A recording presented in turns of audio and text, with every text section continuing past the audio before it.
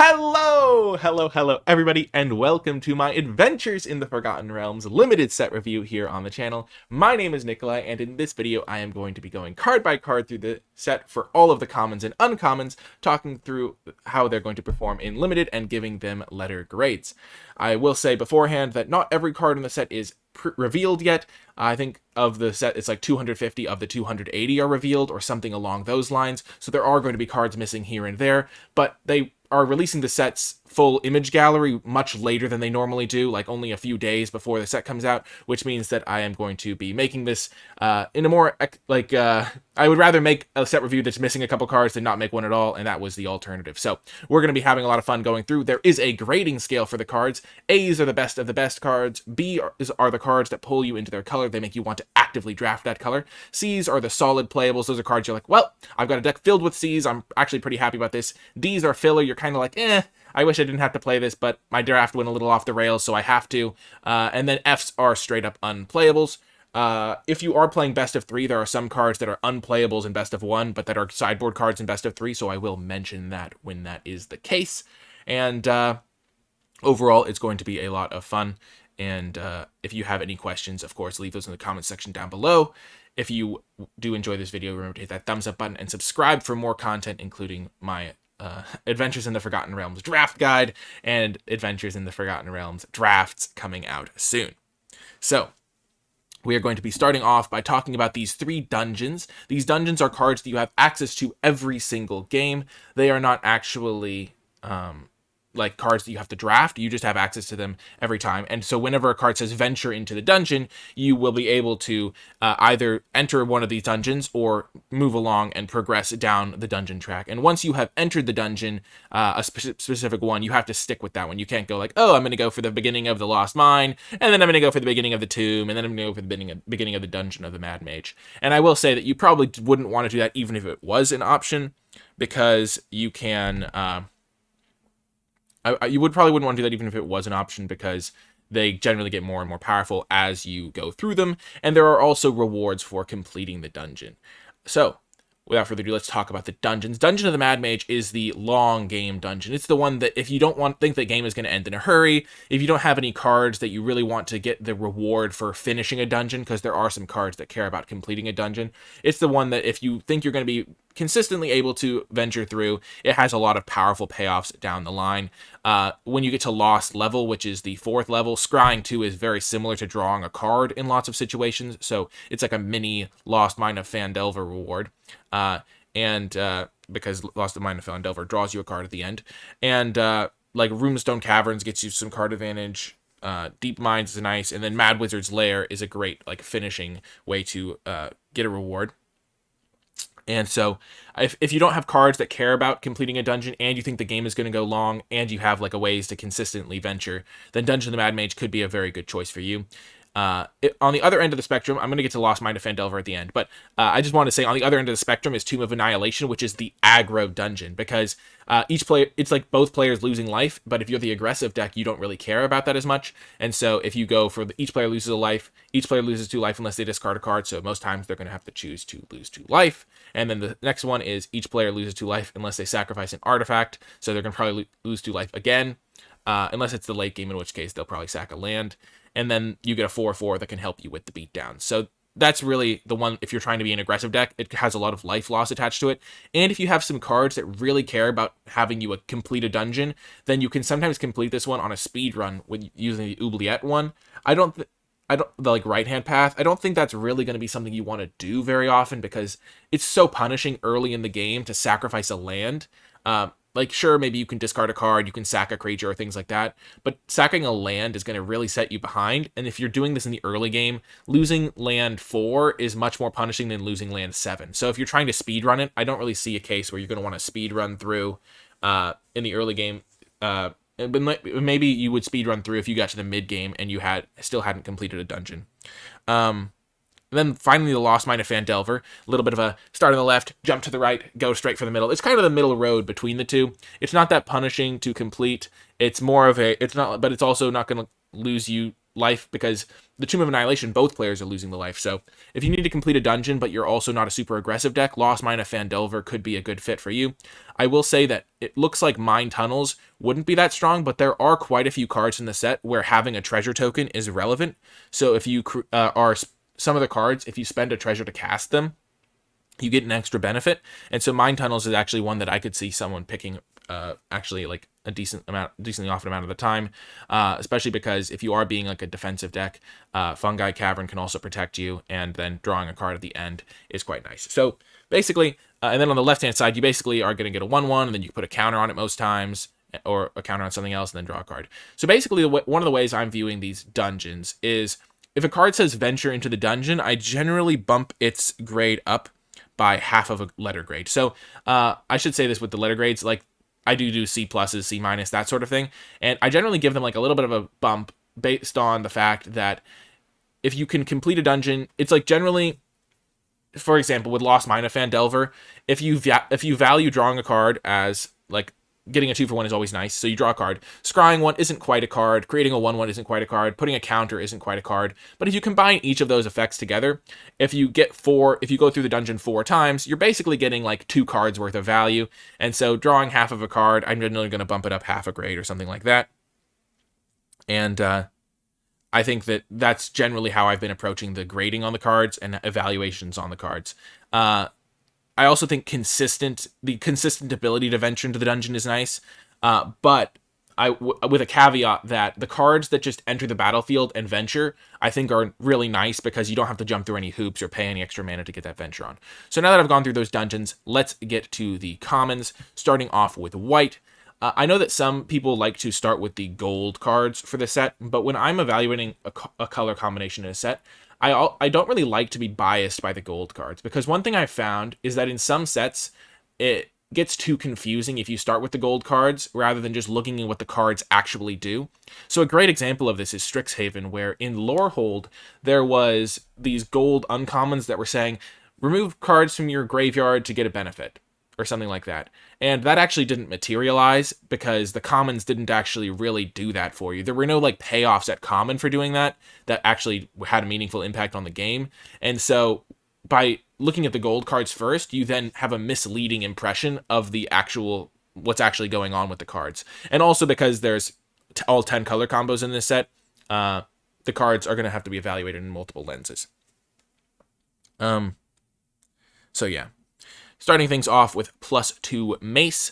I'm generally not a fan of expensive equipments. So one of the things is like you play this for 2 mana and then you equip for 3. So it's like 5 mana to give a creature +2/+2. If that was an aura, it would obviously be terrible. But the benefit of this is you can move it around. But I generally think it's a little bit slow because if you're playing a more aggressive deck, you want to be able to like play your card, attack early, and if they have like 1 removal spell and you're going for this mace, it just blows you out. And so accordingly, I think it's like a powerful equipment, but you can't like load up on them. There are some equipment sub-themes, but generally I think this card is going to be like D+, C- level card. You'll play it sometimes, it will do work sometimes, but it will also be the sort of card where if you're playing an aggressive deck, a lot of the times you want cards to be good in your opening hand, and Mace just really isn't because it costs so much mana to use. Thanks, Caleb BC in the chat said, thanks, Nikolai, for these set reviews. It really helps me out, and I like seeing another person's opinion. Thank you so much. I am live streaming this if you're watching on YouTube, and so sometimes there'll be a question that I answer, and when I do answer a question, I will read it out so you know what the question was, and then I'll answer your questions in the comments below as well. So best of both worlds. But the +2 mace, I think, is generally just a bit slow for these aggressive decks, so I think it's probably just a D+ level card. D+ is like one of those, the difference between a D and a D+ is obviously just a half letter grade. It gives you some gradiency for when a card is like filler, but it's like filler that you're not too unhappy playing. It's just, I can't imagine myself prioritizing the +2 mace very highly because it's just very expensive to use. And there's also another equipment that we'll get to in a minute, Delver's Torch. That's another equipment that has like a similar effect on the game. So yeah. Next up is Celestial Unicorn. 3 mana, 3/2. Generally, the best place to start when you're grading is to think, what would my grade be or my evaluation of the card be if it had no extra text? And a 3 mana 3/2 is generally just like a C- or a D+, depending on how many like 2-powered creatures there are in the set that like really punish this. But a 3-mana 3/2, just like generally baseline, is like a C-. And then whenever you gain life, you get a counter on it. And being able to put counters on your creatures is really nice because it like just lets them scale throughout the game, especially if you can consistently gain life. And so for Celestial Unicorn, if you gain life a single time, you're getting an above rate creature. And so I move this from a C- to a C. And that's kind of how I evaluate this sort of card. You'll see me kind of do these like gradient set review type thing, like these gradient grades, like where I shift cards from a baseline. And I think that's a really good way of looking at cards a lot of the time, because then you can actually use stuff that you're familiar with in order to evaluate cards. Another thing that I know that I sometimes am not talking exactly about the cards, but I think all this stuff is kind of interesting and fun. When you're looking at cards in a new set, it's important to remember that when they design a card with a new mechanic, like Venture or something like that, Venture into the Dungeon, it is going to, they're trying not to make a mechanic that actually is terrible. And so sometimes, for example, with Learn Lesson, you just have to kind of give them the benefit of the doubt, which I definitely didn't do with Learn Lesson. I was pretty low on that mechanic when I was looking at it. But sometimes it's nice to be like, okay, this card has this big mechanic on it. The mechanic, I don't know how good it's going to be, so I'll just shift it a little bit upside. Okay. Another person with a kind words. Thank you, Fish, in the comments on Twitch. So, next up, so I give Celestial Unicorn about a C. It's a card you'll be happy playing, and especially if you don't have any life gain, you won't play it, but you can probably get some if you're in a white deck, I'm assuming. Next is Cleric class. This is a type of enchantment that's kind of confusing, so I'm going to explain how these work, because it took me a while to grasp them. Basically, you play them, and then over time, you level them up by spending extra mana. So you have to like sink extra mana into it, and so Cleric class is if you would gain life, you gain that much life plus 1 instead, which is just absolutely unplayable. So the other effects are going to have to carry this. 4 mana, whenever you gain life, put a counter on target creature you control, which again is really tough because you don't actually have any life gain built into this card. And then the 5 mana ability is return target creature from your graveyard to the battlefield and gain life equal to its toughness. So really complex card. And you basically you pay 1 mana, it doesn't do anything. You pay 4 mana, it doesn't do anything. And you pay 5 mana, and you get to return a creature from the graveyard, gain life, and then because you've already done the level 2 effect, you get to then put a counter on it, or something else. And you gain 1 extra. You gain 1 extra life. Not a huge fan of the Cleric class, though I will say that if there is more life gain in the set, then it could be relevant. But generally, you don't want to play cards in Limited that don't have an impact. One of the ways that you can evaluate cards is if you draw it on turn 1, if you draw it in your opening hand, and then if you top deck it late. And if it's an aggressive card, then you put more weight on it being in the opening hand, and if it's a controlling card, then you put more weight on it being in the late game. Another important way to evaluate them is how good is the card on its own in a vacuum. So for example, the Mace doesn't do anything on its own. The Celestial Unicorn is at its baseline a creature. So that's why the Celestial Unicorn has a slightly higher baseline than the Mace. But with Cleric class, if you have it in your opening hand, it doesn't necessarily do anything because you're not going to want to spend the mana to upgrade it. If you draw it in the late game, you have the ability to upgrade it and get that creature going. So it's nice, but it does cost you 10 mana to do that. So it's just not great. So as Kaplan says in the chat, he says terrible top deck and too slow in opening hand in his opinion. And that was what I was getting to, was it's very tough in the opening hand because gaining 1 extra life isn't necessarily that good, and you're not going to have the extra mana on turn 4 to start to pay for that ability.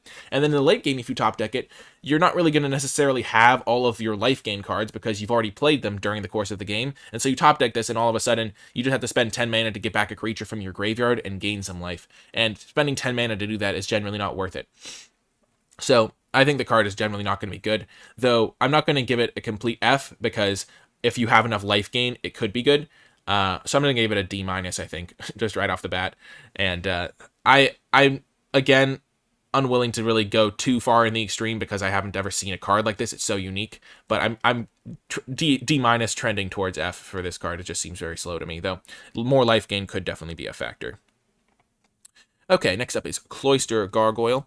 This is a 3 mana 0/4 that ventures into the dungeon. So basically, a 3 mana 0/4 that like kind of draws you half a card, which is how I'm evaluating Venture into the dungeon. It's also one of the reasons Venture is also powerful is because you can kind of, especially depending on like how your deck is constructed, you can choose a different type of dungeon to go into, and having that optionality is also nice. So being able to have the option on which dungeon you want to enter and go through is nice as well. So that gives the Avenger a little bit more power.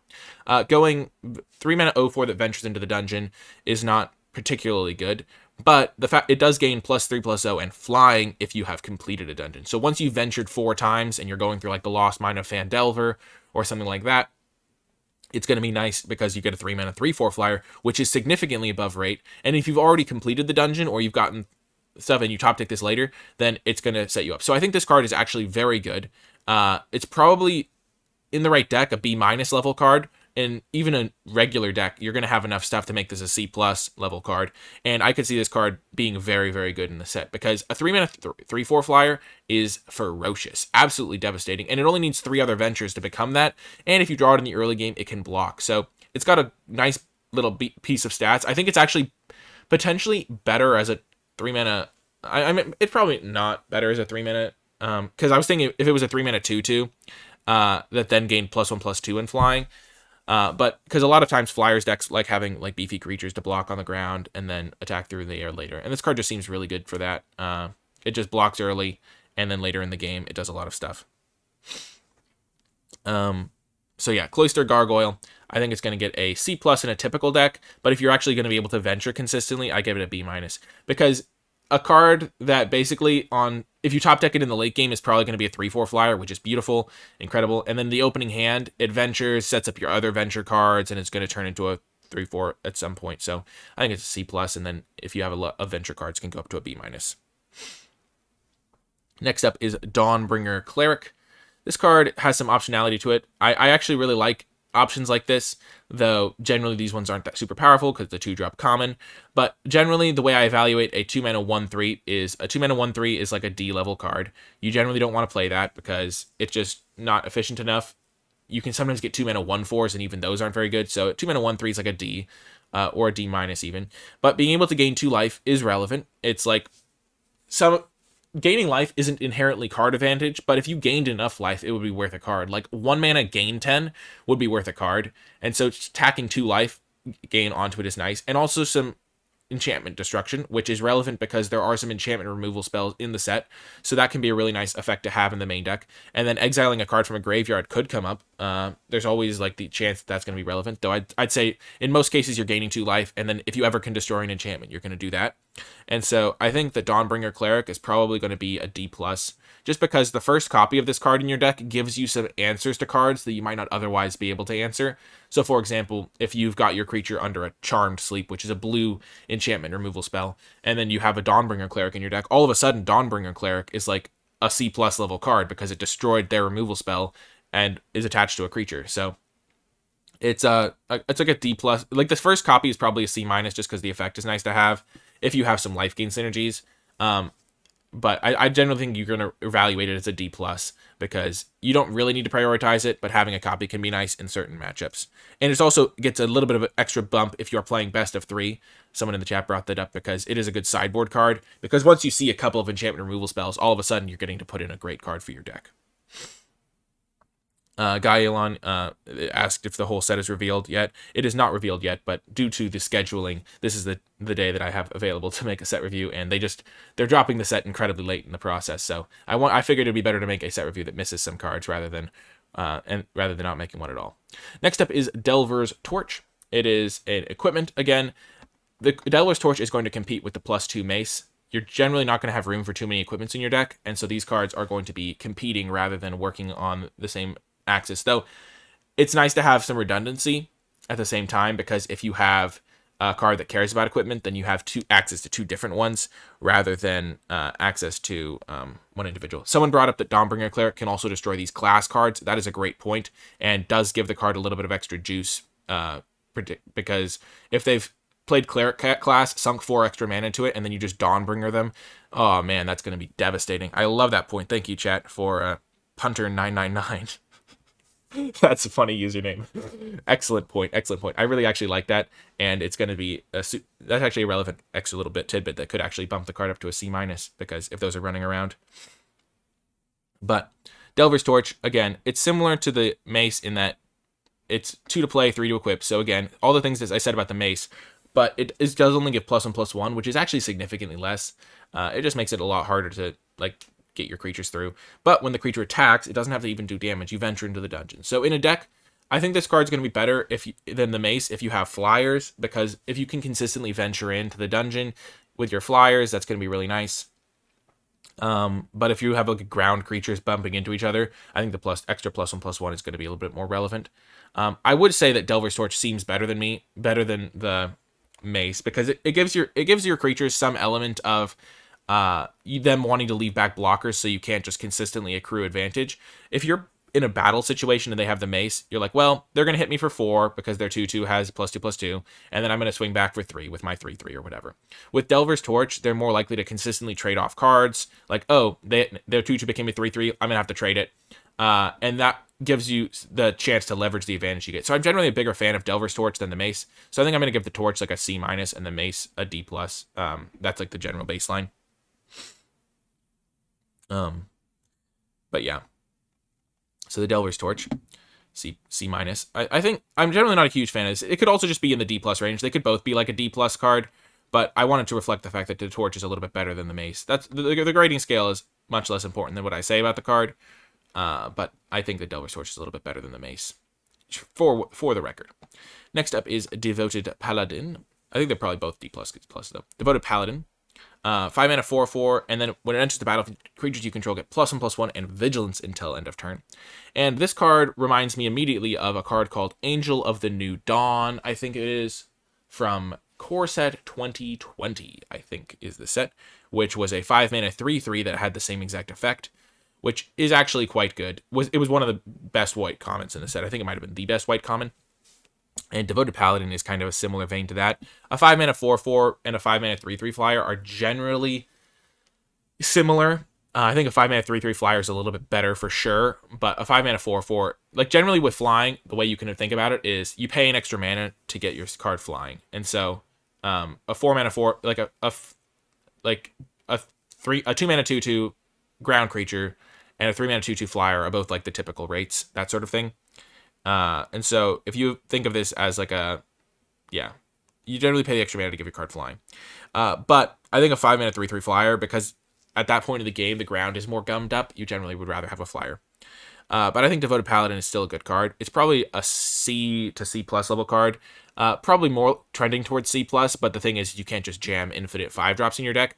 Though I will say Devoted Paladin does actually work decently well as just jamming it over and over, because if you play this and then you play another one, your next other one gets to attack as a 5/5 Vigilance, and Vigilance is actually really good on these cards because then you can attack like very heavily and still have cards up. So I like Devoted Paladin, probably a C, just because 5-drops are more replaceable and limited, but definitely a card that it looks like it has a lot of potential. I will also say, if you have the chance, and I know on Arena you can't see the flavor text very often, like it's kind of hard to see it, but the flavor text in this set is really good. Like, I swore a sacred oath to protect the weak and punish those who threaten them. As long as I draw breath, I will protect you. Just really cool. So yeah. Next up is Dragon's Disciple. I think this is a card that I haven't necessarily... Oh yeah, I have seen this card. It's a 2 mana 1/3 and gives your dragons ward 1. And then if you reveal a dragon, then you get a +1/+1 counter on it. I think it's basically going to be a 2 mana 1/3 a lot of the time. If you have a dragon, it goes up in value. But as I said, a 2 mana 1/3 is on default a D. And then if you have dragons in your deck, it will shift up by probably, I'd say, half a letter grade for every 2 dragons you have. Because you kind of have to get it as a 2 mana 2/4. But if you do make it a 2 mana 2/4 some percentage of the time, then it's going to be a really nice early play, especially for like gaining you time to play your dragons. So probably a D, and then it shifts up by half a letter grade for every 2 dragons you have, or something like that. Next up is Dwarfhold Champion, an equipment payoff. As long as it is equipped, it gets +0/+2, and is a 3/1. So I think this card is actually pretty good. It works well with the 2 common equipments, because it's either going to be, if you can equip it up, it's going to be either a 2 mana, I think, 4/4, if you have the +1/+1, or 2 mana 5/5, like if you equip it. So getting +2/+4 or +1/+3. I think this is a card that really makes me prefer the venture into the dungeon one, because then you're getting the same +0/+2, but your equipment now gives you some card advantage. But the Dwarf Horde Champion is going to be, I think, a C. Normally, a 2-mana 3/1 is like a C minus or even a D plus if there's a lot of X1 hate. But I think because there's 2 common equipments, and you're probably going to play 1 or 2 of them in your deck, or maybe 1 of them in your deck on average, it gives your Dwarf Hold Champion a lot of extra value if you're playing the equipments. If you don't play equipments, it's just a D plus probably, but it then can shift up. So probably a C minus in a lot of decks, and then a C in decks that really maximize it. Next up is Gloomstalker. 3-mana 2/3. If you completed a dungeon, it gains Double Strike. A 3-mana 2/3 Double Strike is actually a pretty solid card. Normally you pay 3 mana for a 1/2 Double Strike. It works well with combat tricks. It works really well with the 2 equipments. Like Double Strike and equipments are like mwah, dream scenario right there. And it doesn't seem that difficult to complete a dungeon. I generally come in on this sort of thing where it's like, oh, it's going to be pretty hard to complete a dungeon, but I think you can definitely get there. A 3-mana 2/3 is not that far below rate. So again, a 3-mana 2/3 is like a C minus on default. And then this ability is actually really good. If you complete a dungeon, a 2/3 Double Strike, especially with all these equipments, is actually pretty nice. So I think this card goes up a half grade because of that. So I think this card gets a C. It doesn't actually help you complete dungeons, which is a problem, but I do still like the card. So I'm going to give this card a C. Though I don't think you have to prioritize it. It's one of those cards that's going to play out better than you have to take it, I think. Like, you're not going to be like, oh, I have to really prioritize Gloomstalker because everyone else wants it. It's going to be the type of card where you're like, oh, Gloomstalker is pretty good in my deck. I got it pick 10, and it ends up playing out the same like a C level card. Another thing is 3-drops are generally not something you have to prioritize, but I think the card's pretty solid. Next up is Half-Elf Monk. Gosh, nice. I actually like this card, though. 4-mana 1/4 Vigilance is a little bit below rate. Like, a 3-mana 1/4 Vigilance would be better, but being able to tap a creature is just, like, nice upside, and only 2 mana to tap a creature is, like, pretty reasonable. So, I think this card's going to be a C, maybe even a little bit better than a C. It doesn't look like much.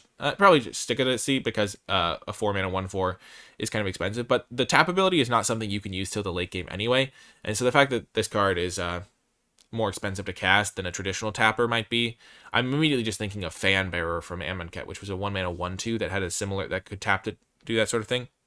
And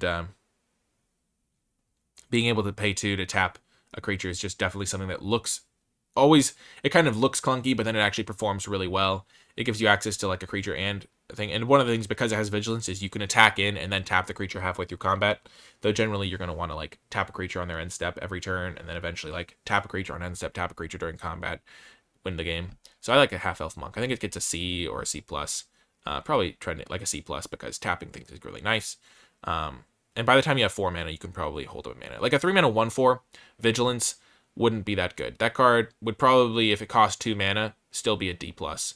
But giving it this extra ability, yeah, probably is going to end up working out to be a C, just because 1/4 is not the greatest stats, but still pretty solid. Next up is Ingenious Smith. You get to look at the top 4 and reveal an artifact card and put it into your hand. And whenever an artifact enters the battlefield, you get a counter. So 2-mana 1/1 that can potentially draw you a card, but unless you have a lot of artifacts, that's going to be tough to do. Like there are some. There is the torch. I guess there's the torch, the mace, the gargoyle. Though the gargoyle is an uncommon, and there's some other ones running around. I think there's this paladin's shield. There's potion of healing. There's some artifacts running around, and so if you generally need to be hitting an artifact to make this card worth it, because a 2-mana 1/1 is not, that just doesn't do anything. It's not worth it. If you do find an artifact, though, it's a 2-mana 2/2 that drew you a card, which is really good. So you kind of have to evaluate for the little midpoint. So it's like a 2-mana 1/1 would be a D minus. A 2-mana 2/2 that drew you a relevant spell would be a B. And then you kind of evaluate how likely it is to be somewhere. And so say you have 4 artifacts in your deck. That gives you a, if you look at 4 cards, you're looking at 10% of your deck.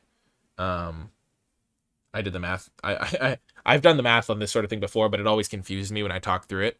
But like, if you have 4 artifacts in your deck of 40 cards, that's 10%, which means that every card you draw, you have a 10% chance of hitting. So if you're looking at the top 4, you have a 40% chance of hitting. So if you have a 50% chance of it being a B level card and a 50% chance of it being a D minus level card, then it probably evaluates out to be like a C minus or a C. But every extra artifact you add to your deck, it shifts up higher. So it's one of the harder cards to evaluate. It's kind of a build-around-y type card. And it can also grow to be a 2-mana 3/3 and things like that if your deck gets even better. So I'm going to start by saying Ingenious Smith is a C-. I generally prefer cards that don't need a lot of help to be good, but this card definitely could be very good. It just seems more difficult to get 4 artifacts, though if you have a cards like Cloister Gargoyle and stuff, rather than just like spamming equipments, then I think it could be okay. So yeah, I'm gonna start with C-, but definitely, as I said, it's got a big range of how good it can be. Next up is Keen-Eared Sentry. You have hexproof, and they can't venture into the dungeon more than once each turn. I love this artwork. There's like a little rogue person in the background, and there's like they can kind of, you can tell by their expression that they kind of know that they're there. But I think that the Keen-Eared Sentry is going to be like pretty much just a 2-mana 2/1. I don't know how easy it's going to be to venture into the dungeon multiple times, though I will say that I'll bet dollars to donuts, I think that's the saying, that someone just totally forgets Keen-Eared Sentry has that ability and gets absolutely blown out and feels really bad about it. But Keen-Eared Sentry strikes me as just a typical D level card. A 2-mana 2/1 with no upside is just a D generally. You generally want a little bit more from your 2-drops. Maybe just a D+, because it does still have, probably just a D+, because it does have relevant stats. And the venture into the dungeon thing could come up, but generally not super good. So the white has so far gotten 2 2-drop uncommons that don't seem super powerful. Next up is Minimus Containment. So it's a removal spell for white. It puts makes the creature unable to, no, it just turns it into a treasure, which is actually kind of nice, because sometimes white will get a removal spell that makes the creature unable to attack or block, so its activated abilities still matter, and things like that. But just turning it into a treasure is nice. Though I will say, as I said at the beginning, there are some cards that care about using treasures, and giving them a resource is not great. And so that for those reasons, I'm going to give the card a C+ instead of like a B-, because giving them a treasure is actually kind of a downside in a lot of cases. Like if you have to do this early in the game, giving them a treasure to ramp out their spells is kind of bad.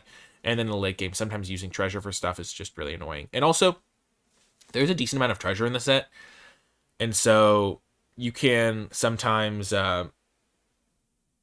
like just splash, and giving them the ability to splash easier is kind of annoying. Though I did just notice it enchants non-land permanent, which is kind of nice. I that could make me bump it up to a B- level range, because being able to take out an equipment or things like that is pretty nice. Though C+, B- level seems okay to me, and there's also some enchantment destruction, so C+ is probably where I'm going to end up on that. Moonblessed Cleric is next. It is a 3-mana 3/2. You can search your library for an enchantment, reveal it, and put it on top. So 3-mana 3/2, as I said, is like a C-, and then this has an extra upside because it can get you an enchantment if you need one, so it can get you removal, or maybe some other stuff like your class enchantment. And so I'm going to give this one a C. It seems reasonable to me. Another equipment here. All the equipments cost 2 to play and 3 to equip, which is pretty interesting, honestly. This is the weakest one, I think. Generally, +0, +2 is just the worst as an equipment, but this can also be a combat trick because it has flash. And so it does have some extra pizzazz. If you equip it to this 3/1 up here, it'll get +0, +4, which makes it really hard to get through. Does it for each? No, as long as it's equipped, because maybe stacking equipments would be good then. But +0, +2, it's not going to work out winning you combat as much as you'd think. I think this actually might be a reprint from Throne of Eldraine. I seem to remember there being a very similar card in Throne of Eldraine, like maybe the exact same card, but it could like only attach to a knight or something like that. But that card wasn't generally that good. Plus, not giving a power boost just makes it really hard to use as a combat trick, because it only will work out if you're like trading exact creatures. So like a 2/2 versus a 2/2, or a 2/1 versus a 2/2, or a 3/3 versus a 3/3. But like if they block your 3/3 with a 4/4, you're just like, oh, Paladin's Shield doesn't do what I want to do. And +0, +2 for equip 3 is too slow. So this card is probably the worst of the equipments we've seen. So it's going to get a D level grade for me. So like, Planar Ally I think is very good though. 5-mana 3/3 flyer. And then whenever it attacks, venture into the dungeon, which is kind of similar to just like, you can always kind of evaluate it as like attacking gets you a scry, or attacking gets you like half a card, or something like that. And yeah, I think Planar Ally is quite nice. The consistent venture is good. There are a lot of cards that reward you for completing dungeons, and playing this on turn 5 and then attacking on turn 6 might just be when people like complete the adventure. So I think this is the best white common. When I was evaluating the commons, I put this as the highest grade. I kind of just graded them in a vacuum. I wasn't going like, oh, this one's probably better than this one. I was just like giving them grades. And a 5-mana 3/3 flyer that has this ability just seemed very good to me.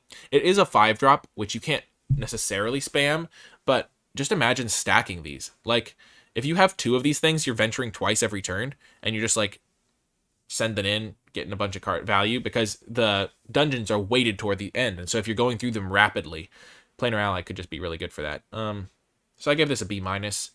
It is expensive, but I really like Planar Ally. Also, imagine Planar Ally with a Delver's Torch. You get to just venture twice. That's like half a dungeon, which is just really nice. So I think Planar Ally gets a B- for me. I feel like it's going to be a premium common to take, though it isn't like the cheapest card. So the first copy might just be way more valuable than the second copy and third copy, because you can't just play 5 Planar Allies, I don't think. I could be wrong about that, but again, a 5-mana 3/3 flyer is a bit overcosted. You pay the extra mana premium for the ability to start venturing. It depends. If it does get wrecked by removal spells consistently and things like that, it could definitely go back down. But I thought it just looked very good on first glance, so I like to trust my intuition on these things sometimes. Next up is Portable Hole, and Caleb in the chat has said that its flavor text is great. They fall for it every time. Is absolutely hilarious. You're right, that is good flavor text. Enters the battlefield, exile target non-land permanent with mana value 2 or less. Just not super great because, I don't know, it kills non-land permanents. It kills the equipments, which is really nice. So it's good against white decks, but in some matchups, it's just going to kill their 2-drop. And generally, it's not super valuable to have a card that can only kill a 2-drop, because 2-drops tend to trade off in the late game. They just won't have anything to kill. Killing non-land permanents is nice, but mana value 2 or less is very small, so I'm generally not a huge fan of this. It's probably just like a C-, because in the early game it's really nice for killing 2-drops, but it's not a particularly good top deck later. It might be another important card evaluation tip is, even if a card is efficient, it doesn't necessarily mean that it's good and limited, because it just might not have a relevant effect on the game. So like, I don't know, it's hard to describe this one well, but the fact that this only kills a 2-drop or less, even if it costs 1 mana, top decking this in the late game still doesn't really matter. So it's one of those cards that's still only good in your opening hand, which means it gets a lower grade. There. Next up is Potion of Healing. Basically a slow revitalize, so I'm not a fan of this card. I wanted to give it an F, but there are some cards that care about artifacts, so this Ingenious Smith, and there's some life gain stuff attached to it. But it's a slower revitalize that's harder to use.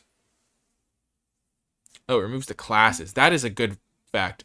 Probably makes it a C then, if there are classes. I keep forgetting about those.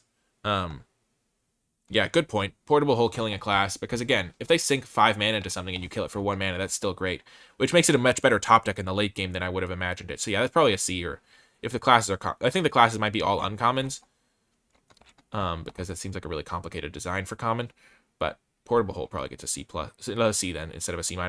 Potion of Healing, I think, is a D-. There's some potential situation where you'd play it, but it's like Revitalize, but costs an extra mana to use. So, not a huge fan.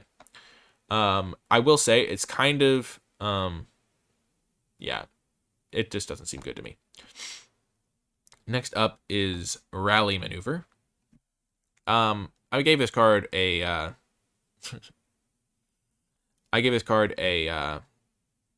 like a C, I think, because it's like an expensive combat trick, but +2/+0 and first strike is going to win you a lot of combats, and +0/+2 can save a creature, and so I think it can actually work out pretty well. No, I gave the potion a D-, Gaelon. I didn't skip it. I think Rally Maneuver is a C. It's an expensive combat trick, but +2/+0 and first strike is generally going to win you a combat, and +0/+2 and lifelink can actually do some stuff. So I think it's going to perform decently well. It might be a C- just because it might be easier to play around because it costs 3, but I think generally starting off decently high on this card is nice. Combat tricks are pretty replaceable generally, so maybe it's a C- for that reason, but it's a reasonable card. I will also say you don't want to spam too many combat tricks in your decks that have equipments, because they kind of fill a similar role of helping you punch through creatures that are too big for you. And so if you have a lot of equipments, then Rally Maneuver further gets decreased in value. But I do like the idea that you attack with a couple creatures, and no matter where they block, you can save both of your creatures, maybe kill one of theirs, probably kill one of theirs, and end up a little bit ahead on life, which is good. So probably a C-level card. Ranger's Hawk is next. I gave this card a D the first time I evaluated it because a woman a 1/1 flyer is generally like a D or a D minus. And I think the 3 tap ability is really tough to use because tapping another untapped creature you control means that you're just so vulnerable to attacks.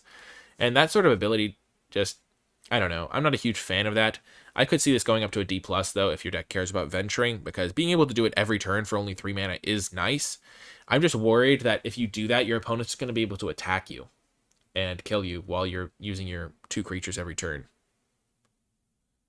Yeah, exactly. Caleb pointed out that the fact that it's a sorcery is also a really big detriment, and I agree completely. The fact that you have to do this on your turn is kind of a bummer. And a 1-mana 1/1 flyer also wants to be attacking a lot of the time. It does give it some nice relevancy in the late game, but a 1-mana 1/1 flyer kind of needs to be in the opening hand to be good. If you draw it in the late game, it's really bad, but this ability makes it a little bit better. But in the late game, tapping 2 of your creatures could be a challenge. So maybe a D plus level card. I think I could definitely see people playing it, especially if you're like an aggressive venture deck. Yeah, only the sorcery really does hurt.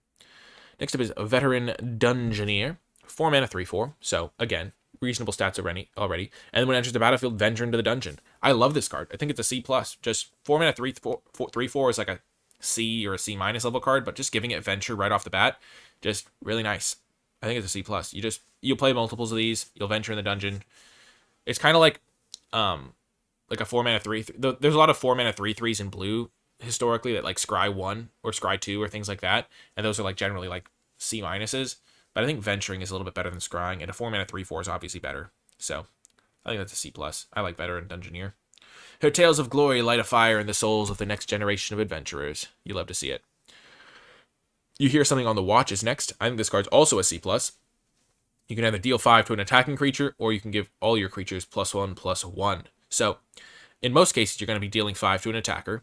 But the fact that you can give your creatures +1/+1 is quite nice.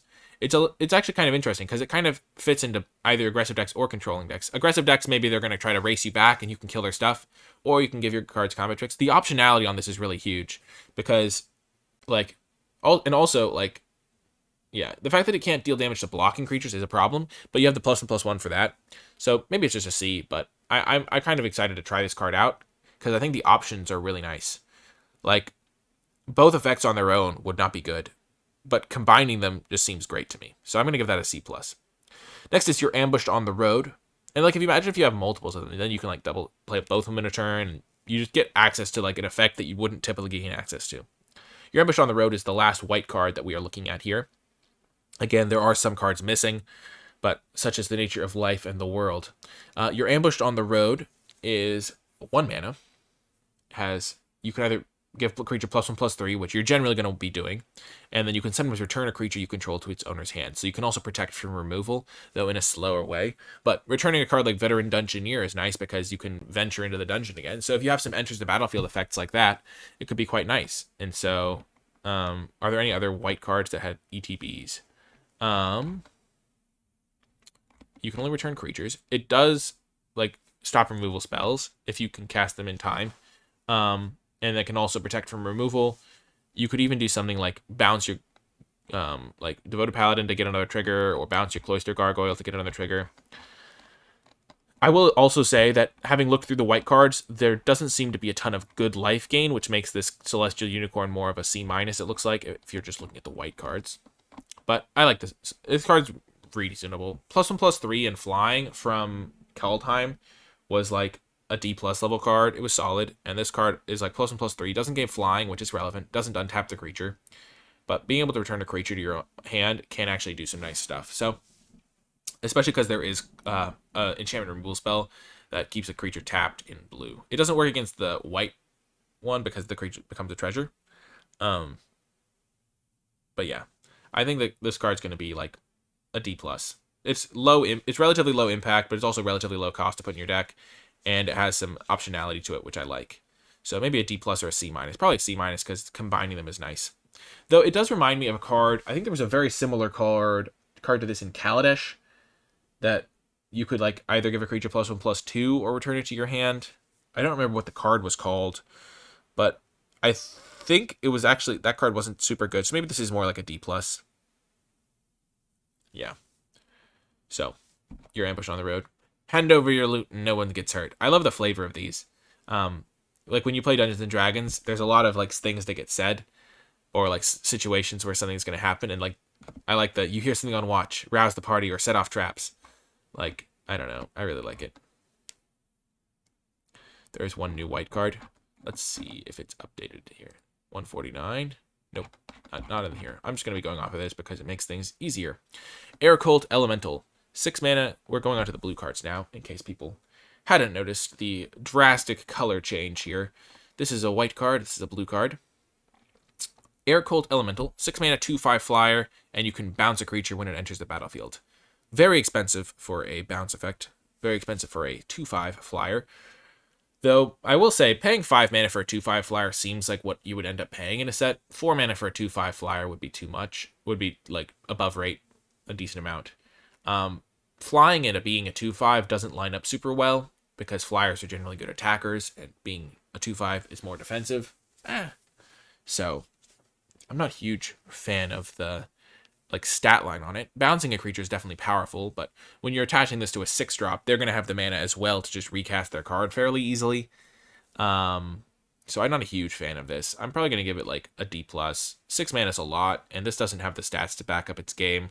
You can bounce your own creatures to redo your triggers and stuff like that, which is nice, but I'm just going to give this a D+, or a D even. I don't think I'm going to play this card very much. It just seems like too expensive for what you get. Next up is Arcane Investigator. I do like this card. It's a 2 mana 2/1, but you can pay 6 mana to search a room, and depending on how well you roll, you can either draw a card or look at the top 3 and put one into your hand. So, pretty nice. You're drawing a card no matter what. It's much better than if it was like looting versus drawing a card, which is something that might have been put on this type of deal. But 6 mana to draw a card or get some card advantage from your 2-drop is nice. And so, accordingly, this card's going to get a C or a C+, probably a C+.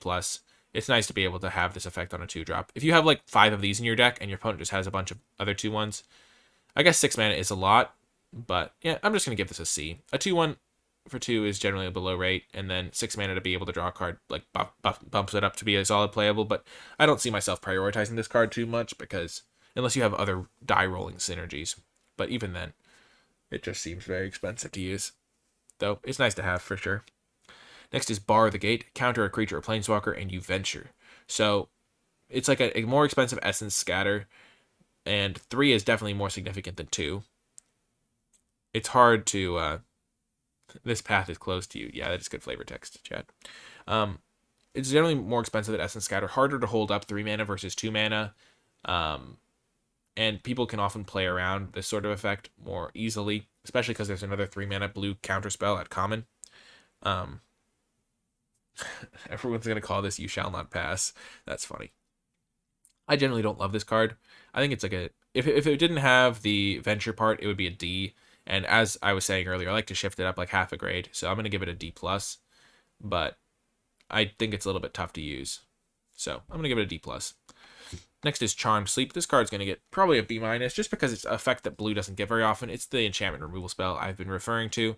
There are some ways to punish it, but blue doesn't get to kill things very easily. This is what blue gets, and I do like it, so I'm going to give this a B-, or maybe just a C+, depending on how many things there are, but that range for sure. And it's probably one of the best blue commons. It's probably not the best blue common, but it's probably one of the better ones. So C+ for Charmed Sleep, just because there are some ways to punish it, but it's a card you're going to want to have access to.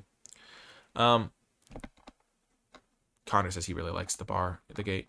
Yeah, I just think it's pretty easy. Like, if you're playing against, like, it's one of those cards, again, in the opening hand it's hard to use. In the late game it's not a great top deck a lot of the time, if you're behind especially, and so it's hard to use. Clever Conjurer is next, a card that directly punishes Charmed Sleep because you can just untap the permanent. When you first see this card, it's like, oh, this card is kind of not super relevant, but then you look like, oh, untap target permanent, and you're like, oh, it can untap lands, and so it's a 3 mana rock in blue that can also untap your creatures. You only can activate it as a sorcery, but that's not super relevant for that sort of ability. Overall, Clever Conjurer gets like a B- from me. Just 3 mana 2/3 that ramps you is really nice, and that's pretty much what this is. And it also has some extra upside against Charmed Sleep and things like that. So I like Clever Conjurer, probably a B- or a C+. Maybe more like a C+, but A 3-mana 2/3 that ramps is really nice. And I'm getting strong, like, I don't know why, but I see Rumpelstiltskin in this card because it's like, this is the wheel that he's using to spin straw into gold. Though, obviously, that's not the play on words there. He's using a mage hand to spin the thing. Next is Contact Other Plane. Blue has some really strong commons, I think. When I was looking through these cards, I just remember like consistently ranking the blue commons higher. Contact Other Plane is really good. So it's a 4-mana and you can draw 2, but generally you have decent odds of being a scry 2 then draw 2, which is decently better than Contact Other Plane, and it's an instant, which is quite nice. And so if you're on average 4-mana scry 1 draw 2, which is what this is a lot of the time, it's slightly more heavily weighted towards scry 2 than to scry 1, than to not scrying. But if you ever roll a 20 as well, then you scry 3, then you draw 3. So it's like more like a scry 1.25 or something like that. And seems like a really nice benefit there. Yeah, and if there's dice rolling synergies, it helps there. So I think this is a C+. It's just like scry 2 draw 2 is a like B- level card, and draw 2 cards for 4 mana is like a C- level card. And so just like going up to like a C+ seems reasonable to me. I don't know, especially because it's more heavily weighted towards the scry 2 part, and rolling a die is relevant, as was stated by someone in chat. Next up is Displacer Beast. Again, 3-mana 3/2, Venture into the Dungeon. Just a straight up C+ level card there. I just think Venture into the Dungeon's nice, and it has the ability to return it to its hand, so you can do it over and over in the late game. So I like that. Just pretty nice upside attached to a 3/2. Again, a 3/2 on its own is like a C-, but this ability is really nice, and the ability to bounce it to its hand, so you can do this for 7 mana in the late game and just venture over and over, is really nice. So I'm going to give it a C+ for that reason. Next is Genie Windseer. This card looks very good. A 4-mana 3/3 flyer, already good card. That's a C+ baseline. And then the fact that it gets to scry 1 or scry 2 probably just puts it into the B- range. Because if you're scrying 2, you're basically drawing a card a lot of the time. That's kind of how you can view it, because it's in the late game, that's like you get rid of lands, and that's like drawing cards every time. So this is just like a B- level card, really nice. Genie Windseer. I'm going to be excited to play those. Make sure you don't load up too much on 4-drops, because you're going to want to have room for these Windseers. Really nice common. Probably the best blue common, to be quite honest. TBQH. Next up, Eccentric Apprentice. Again, 3-mana 2/2 with flying. So reasonable card already. Probably that's like a C- baseline. And then when it enters the battlefield, venture into the dungeon. So automatically up to a C. And if you completed a dungeon, a creature becomes a bird with 1/1 and flying. So you can make their biggest blocker small, or you can make one of your creatures evasive. So just a C+, I think. Seems very good to me. Very good. Maybe even a B-. Looks good. Looks good. I like venturing is nice. So maybe a B-. Yeah, probably a C+. It's like the Displacer Beast. It's got some extra value in the late game. Feyward Trickster. When you roll a dice, you create a 1/1 blue fairy dragon creature token. This card seemed really good to me. I think I gave this card just like a B- when I first looked at it. And then if you have cards that are like this Contact the Other Plane that just draw you cards, that just roll dice, it's just going to be great. So like a 3-mana 2/2 does need some extra help.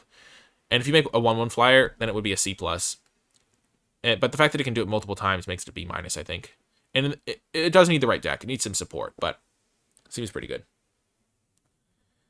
You like the Apprentice more than the Djinn. The Apprentice more than the Djinn. Yeah, I could see that. 3-mana 2/2 that ventures. 4-mana 3/3 that scries. And rolls the dice.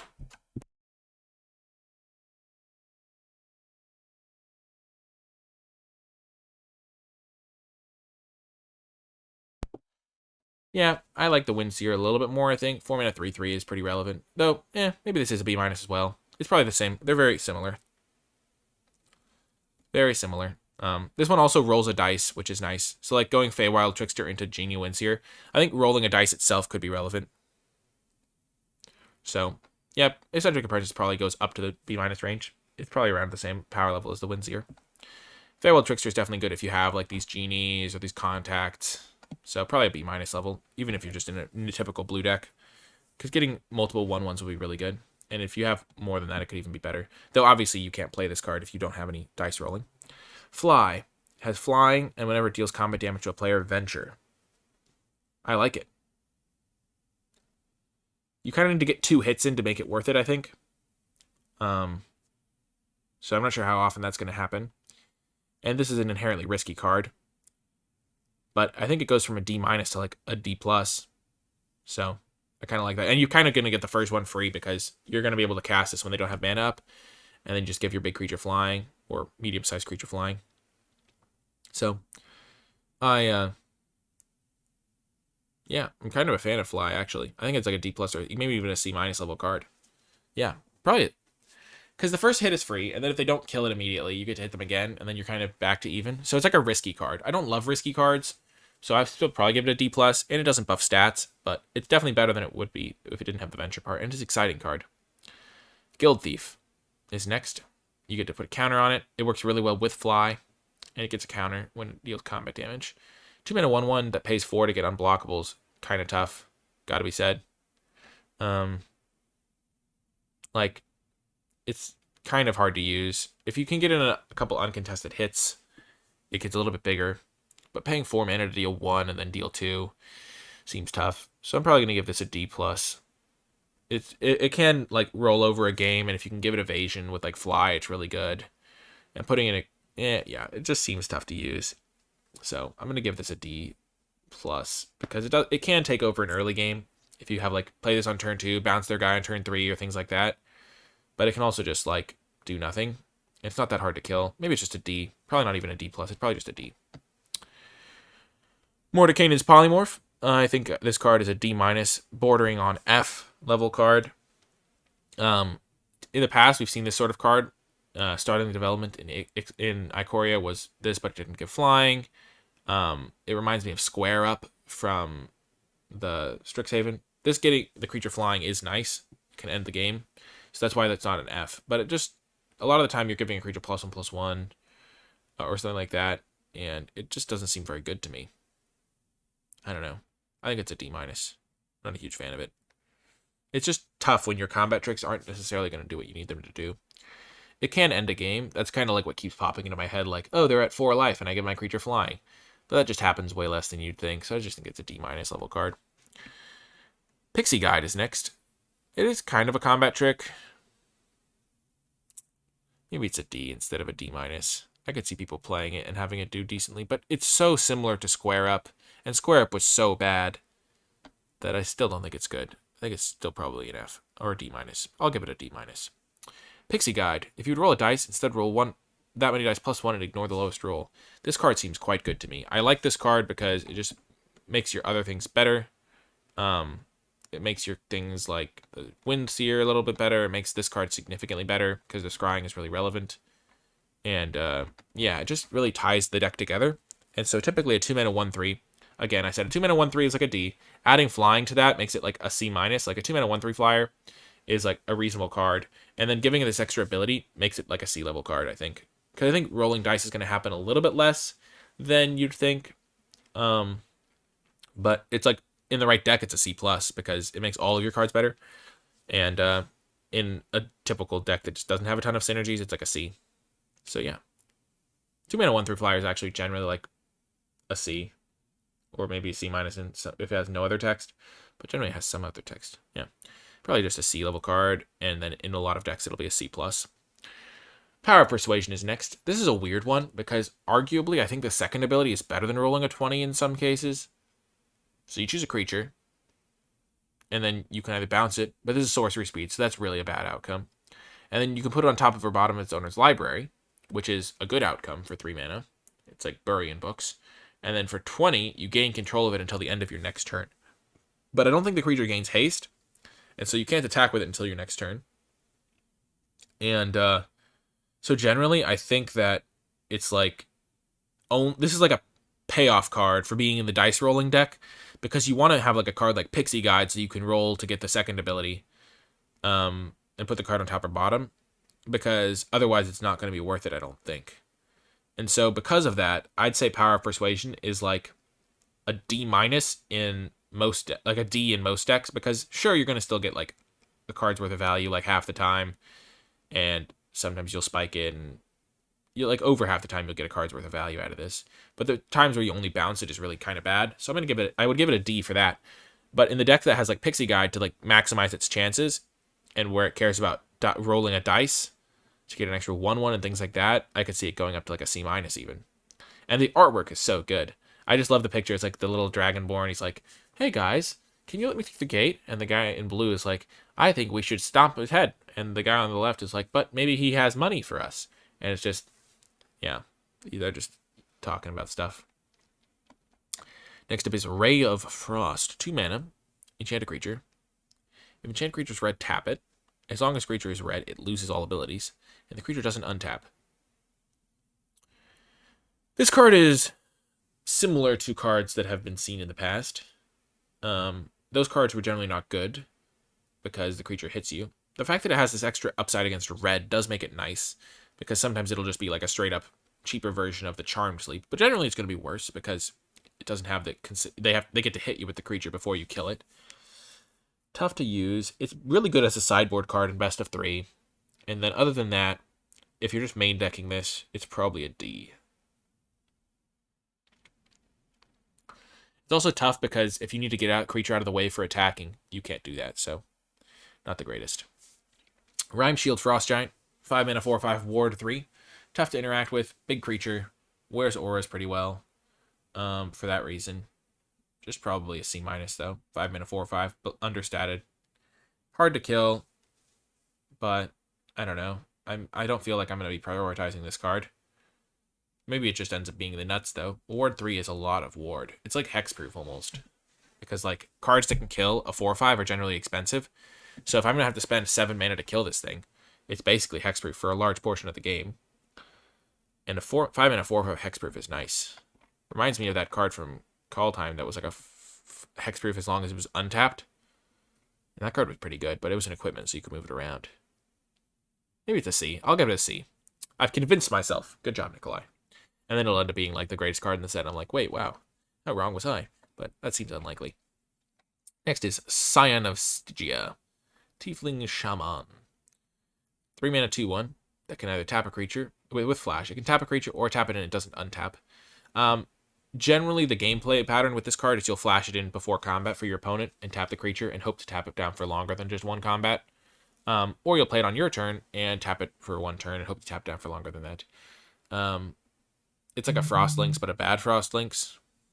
And Frostlinks is like a C+. And this is like, having flash is nice. Frostlinks is like ranges from C to C+. And this doesn't necessarily be a Frostlinks all the time.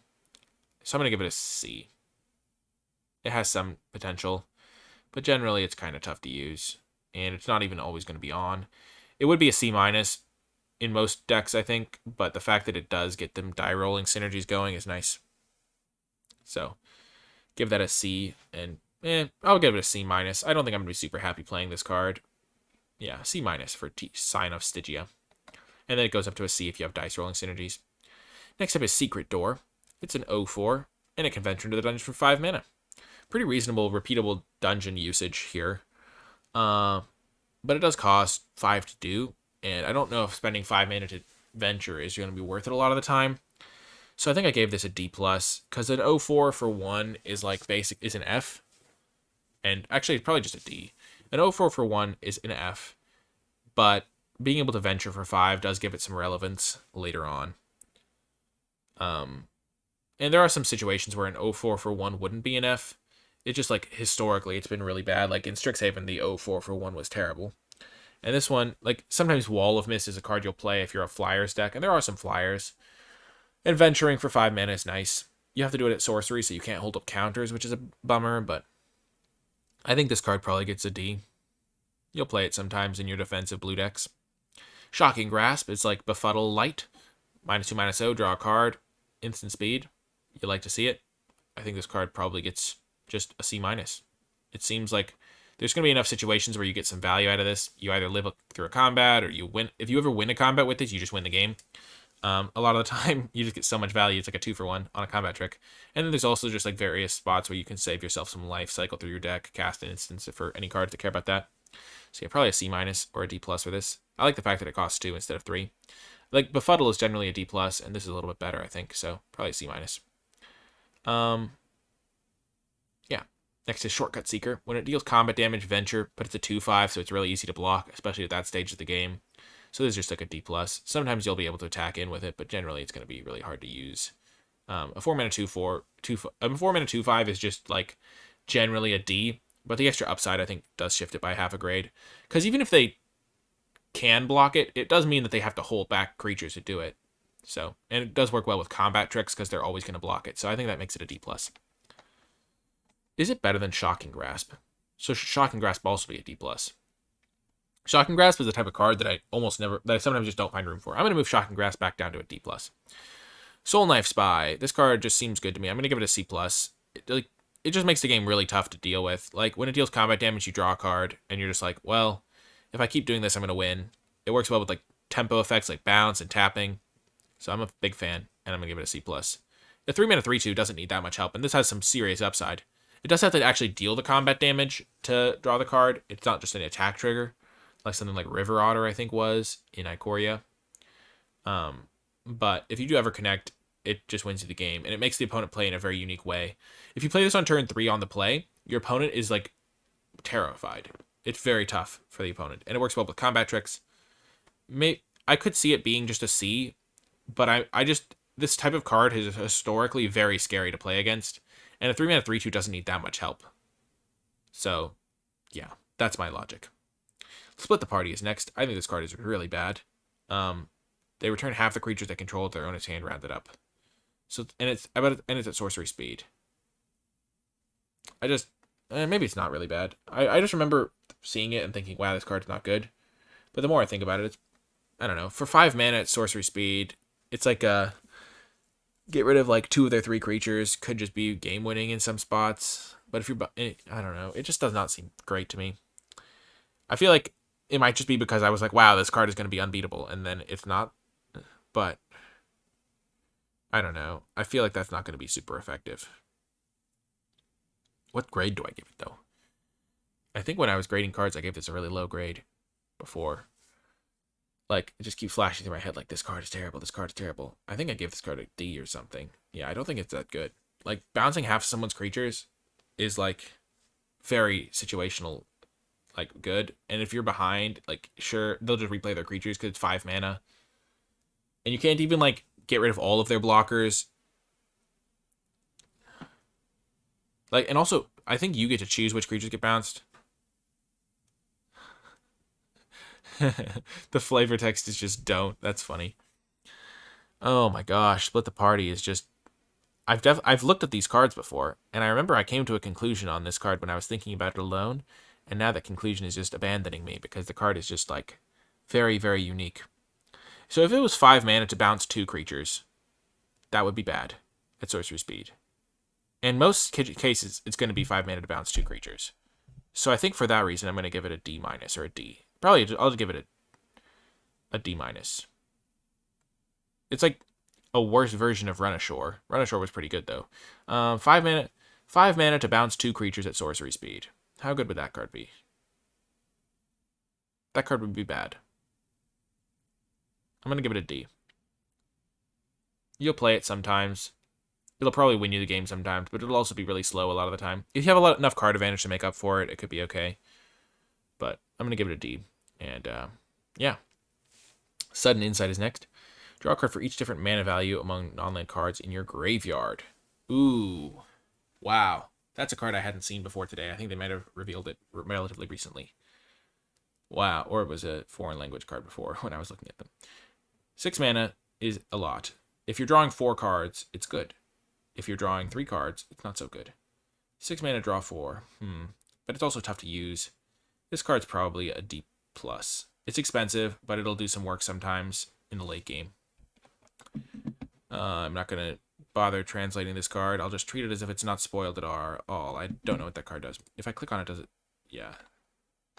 +1/+1 deals combat damage. I guess I'm going to click on it. Deals combat damage to a player. You may sacrifice it. If you do, create a token that's a copy.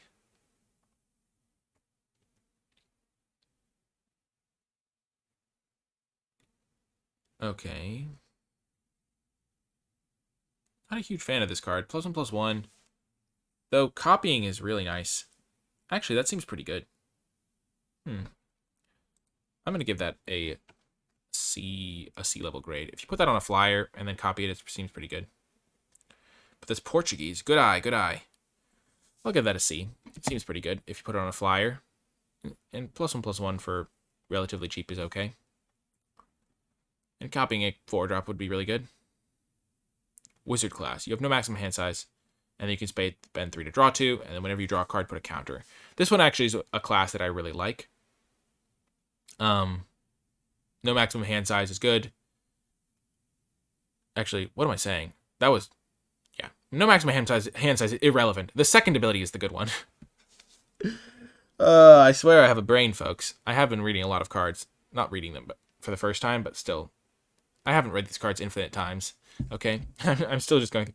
The no maximum hand size is basically irrelevant. Drawing 2 cards, basically because this costs so little, you can find a turn where you can slip in the 1 mana. And then you can spend 3 to draw 2 cards. So it's like a divination in that regard. And then the 5 mana ability is actually really good. So unlike the cleric one, where the second ability was very hard to use and situational, this one just draws you 2 cards right away. And whenever you draw a card, you put a counter is actually like really good because you can spread the counters around, and that's just a really good effect, especially in the late game. So I like Wizard class a lot, and I think that the card's like a C+. It just seems like a great late game tool. It is like it does cost a lot of mana to get to this 5 mana one, but the fact that it has that option makes it better than a C for me. Next up is you come to a river, choose one, you return a creature to its owner's hand. So already good. 2 mana. Return a non-land permanent to its owner's hand is already a C-level card. It's Disperse. Disperse is a C-level card, in my opinion. You can do a lot of cool things with it. You can bounce your own creatures to protect from removal. You can bounce your opponent's creatures. You can bounce non-land permanents, if that's going to be relevant. Like equipments mid-combat, things like that. And then the second ability is just gravy. You can give a creature +1/+0 and unblockable, which is just really nice. There's some cards that care about hitting them, like the Soul Knife Spy, the Shortcut Seeker, things like that. The Guild Thief, which you could... Oh, and then some games you'll just have, like, you'll be playing blue-green. You'll play, like, there's a 6 mana 7/6 in the format, and then you'll just give it, you come to a river, and you'll hit them for 8 and win the game. And it's just like, great. Like, I win the game now. So I think this card's a C+. Like, it's... The Find a Crossing ability is going to be used much less frequently than the bounce ability, but the fact that it exists is really good. It might even just be a B-. Like, I could, though it's hard to like, I feel like having the first copy of this is going to make your deck significantly better, and the second copy, it's like hard to find too many uses for bounce spells. Like, the first copy is generally good, but like, I think there's a C+ at least. It just seems really good to me, because I can just imagine situations. Like, imagine you're playing black-blue, you play your Baleful Beholder, which we haven't gotten to yet, but just 6 mana 6/5 essentially, and then you hit them for 7. That's like so much damage. And I don't know, it's a nice upside to have on a bounce spell. So I'm going to give it a C+. I like You Come to River. I also love the artwork. I love the whole theme of you have 2 options. You fight the current or you find a crossing. I like it. Next is you find the villain's lair. I don't like this card all that much. I think it's a D+. Generally, you're not going to want to do the draw 2 cards, discard 2 cards, and 3 mana counterspell is a D level card or a D+ level card. It's like a D level card for 3 mana counterspell, and draw 2 cards, discard 2 cards as an option buffs it up a little bit to D+, I think. Next is you see a guard approach. You can choose one, distract the guard, or you can hide. And so you can tap a creature, which is not worth a card, or you can give a creature hexproof, which can be worth a card if you're protecting from removal. Generally low upside. Again, this is like hide is the real benefit, and then distract the guard is like something you'll do sometimes to win the game, or like if you really need to. And so I think this is a D. It would be a D if it was just give a creature hexproof. It might even be like a D-. Like Dive Down was a really good card, but that gave +0/+3 in hexproof. And there's like a counterspell for removal, which isn't going to come up all that often, or a tap. And I just think that's going to be a D. You're not going to put this card in your deck all that much. Though maybe the combination makes it go up to D+ level, but tapping the creature is just not really generally worth that much. So that's the blue cards. There's a lot of good blue cards. You come to a river. The Spy is pretty good. This guy, Pixie Guide's pretty good. I'm just looking at commons. The Genie is pretty good.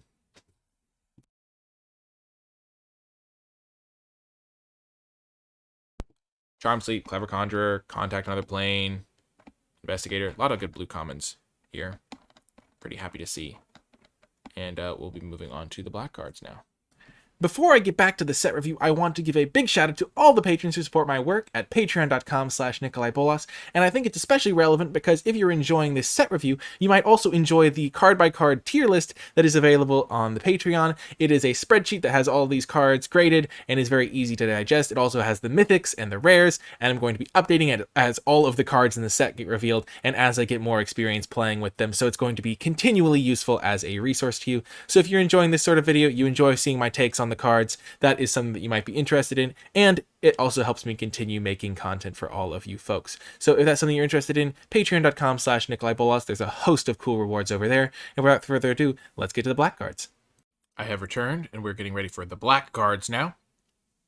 But yeah, via editing, you won't even know that I took a break to eat a sandwich. Okay, Baleful Beholder, 6-drop. Immediately think 6-drop, not a card you have to prioritize a lot of the time. 6 mana, 6/5 is like a C-. 6 mana, 6/6 with some upside is generally the default.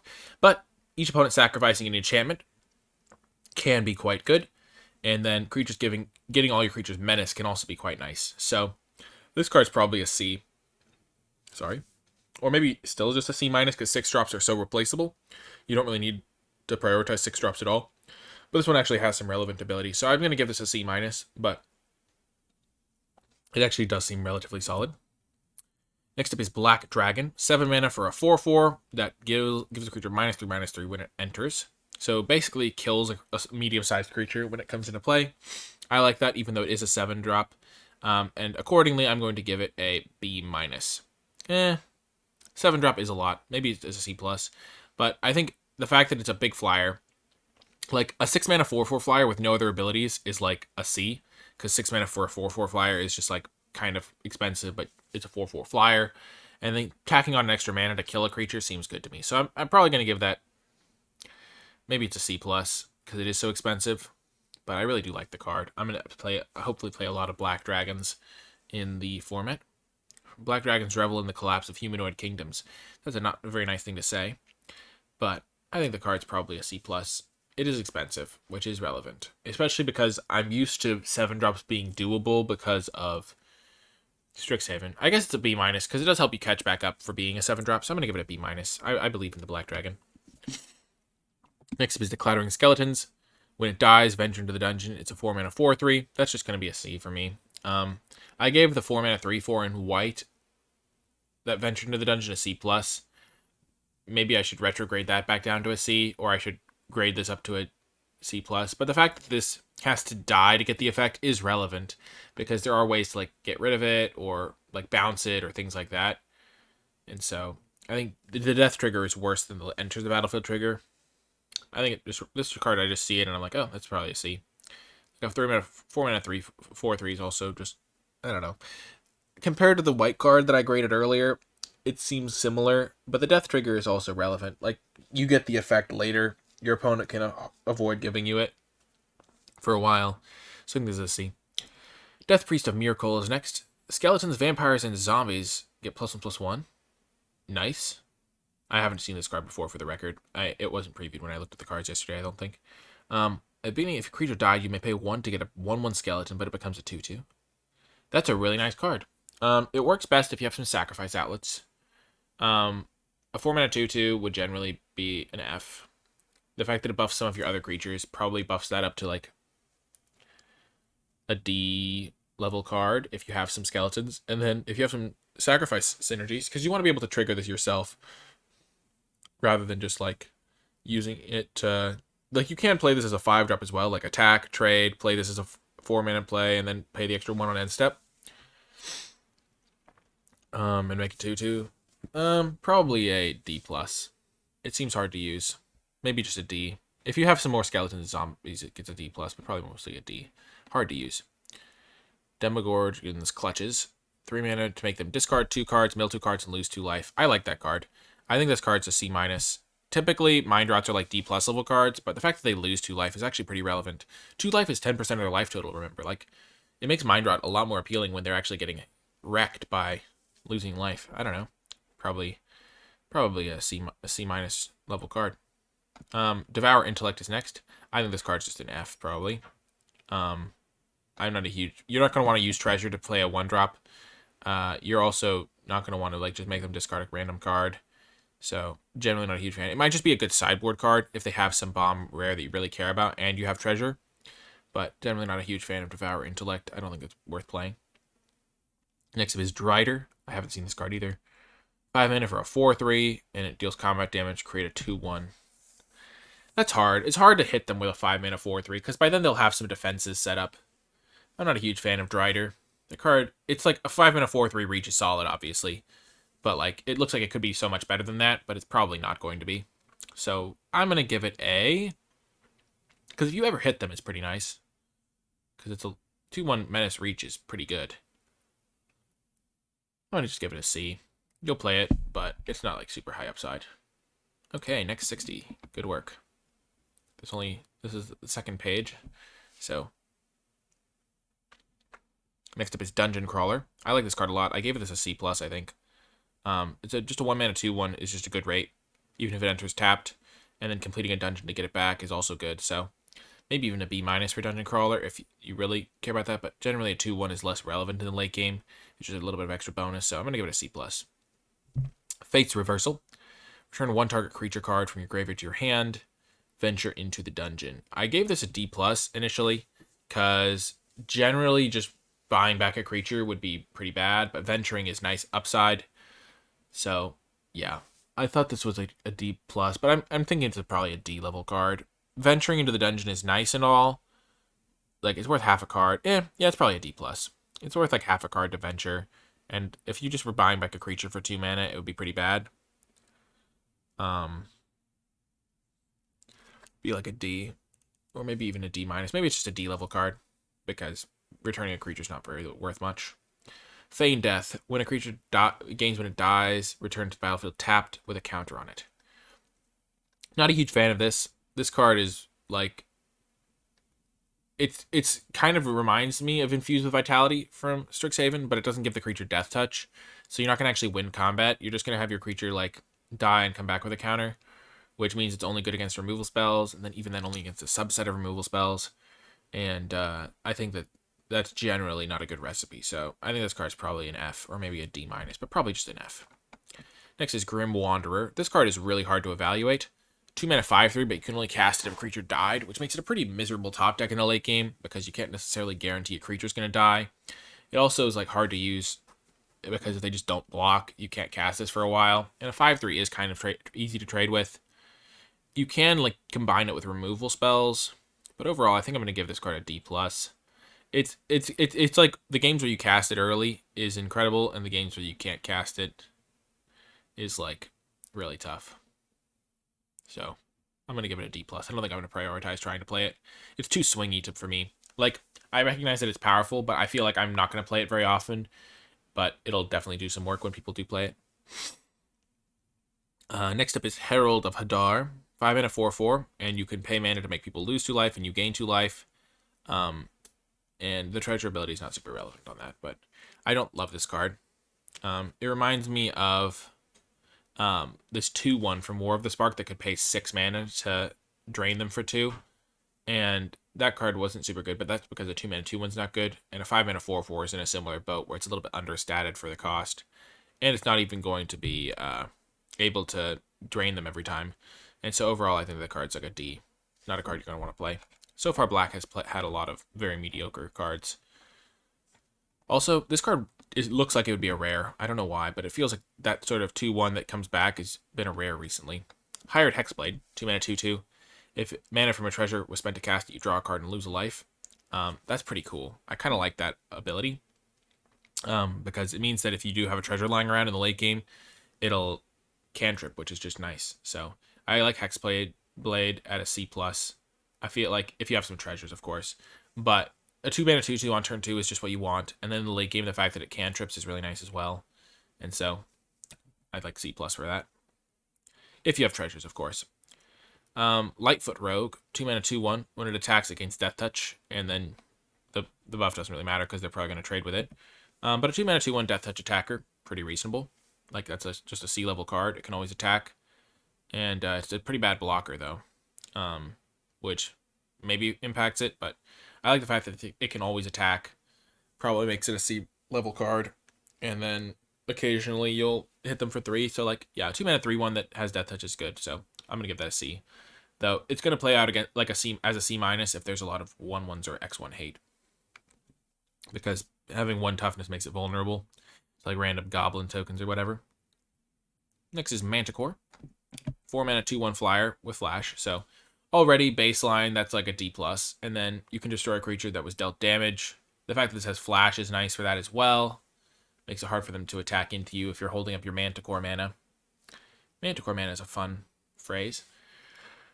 Probably just a C-. It's a bit expensive. A 2/1 flyer is not that big, but that effect is relevant.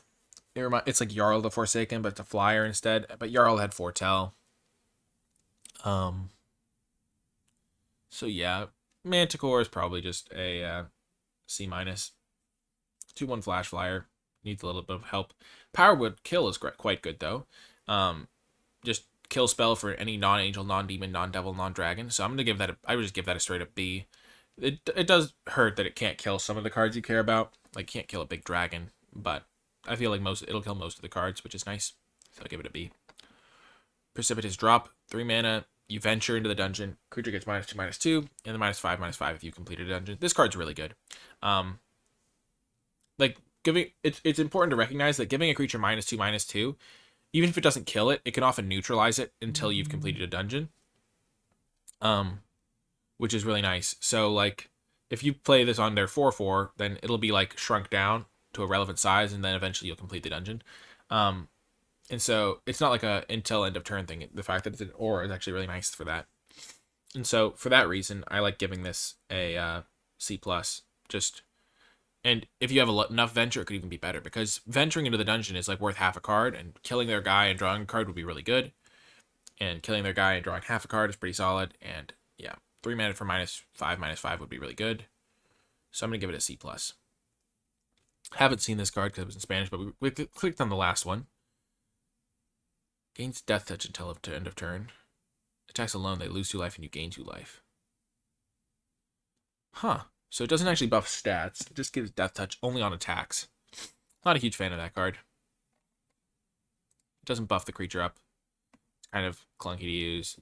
Draining isn't really worth cards. I'll give that a D. Final verdict. Not final verdict, but yeah. Sepulchre Ghoul.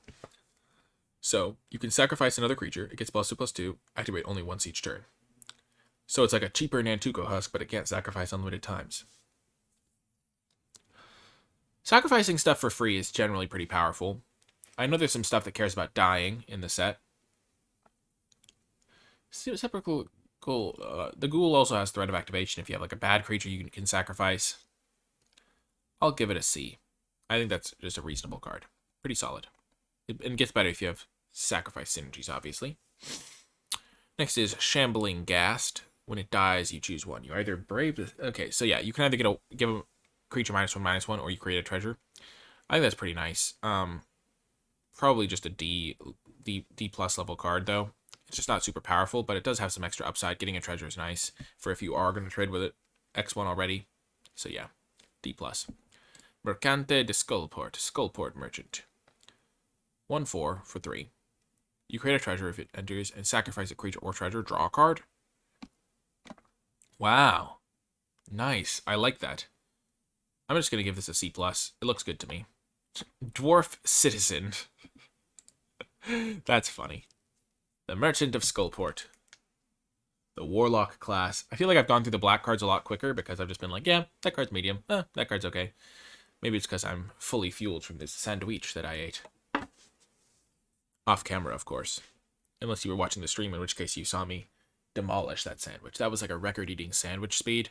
I don't know. I really enjoyed it. Okay. If a creature died, each opponent loses a life. I've read these cards, but I always have to reread them because they're confusing. Top 3. Put 1 into your hand. Okay. So it's like a 2 mana for like an anticipate type deal. And 7 mana. Each opponent loses 1 life equal to the life they lost this turn. Seems pretty mediocre to me.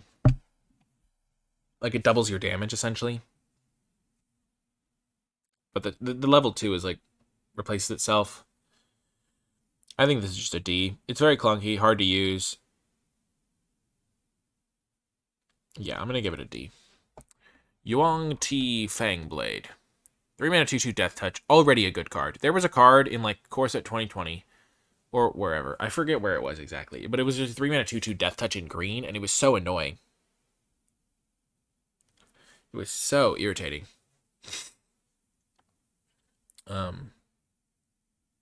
But yeah, this card is on baseline that, and when it deals combat damage, you venture, which is even better. So I'm just going to give this a C+, because the 3-mana 2/2 Death Touch is already a C, and then the venturing ability is really nice. So C+, maybe even better.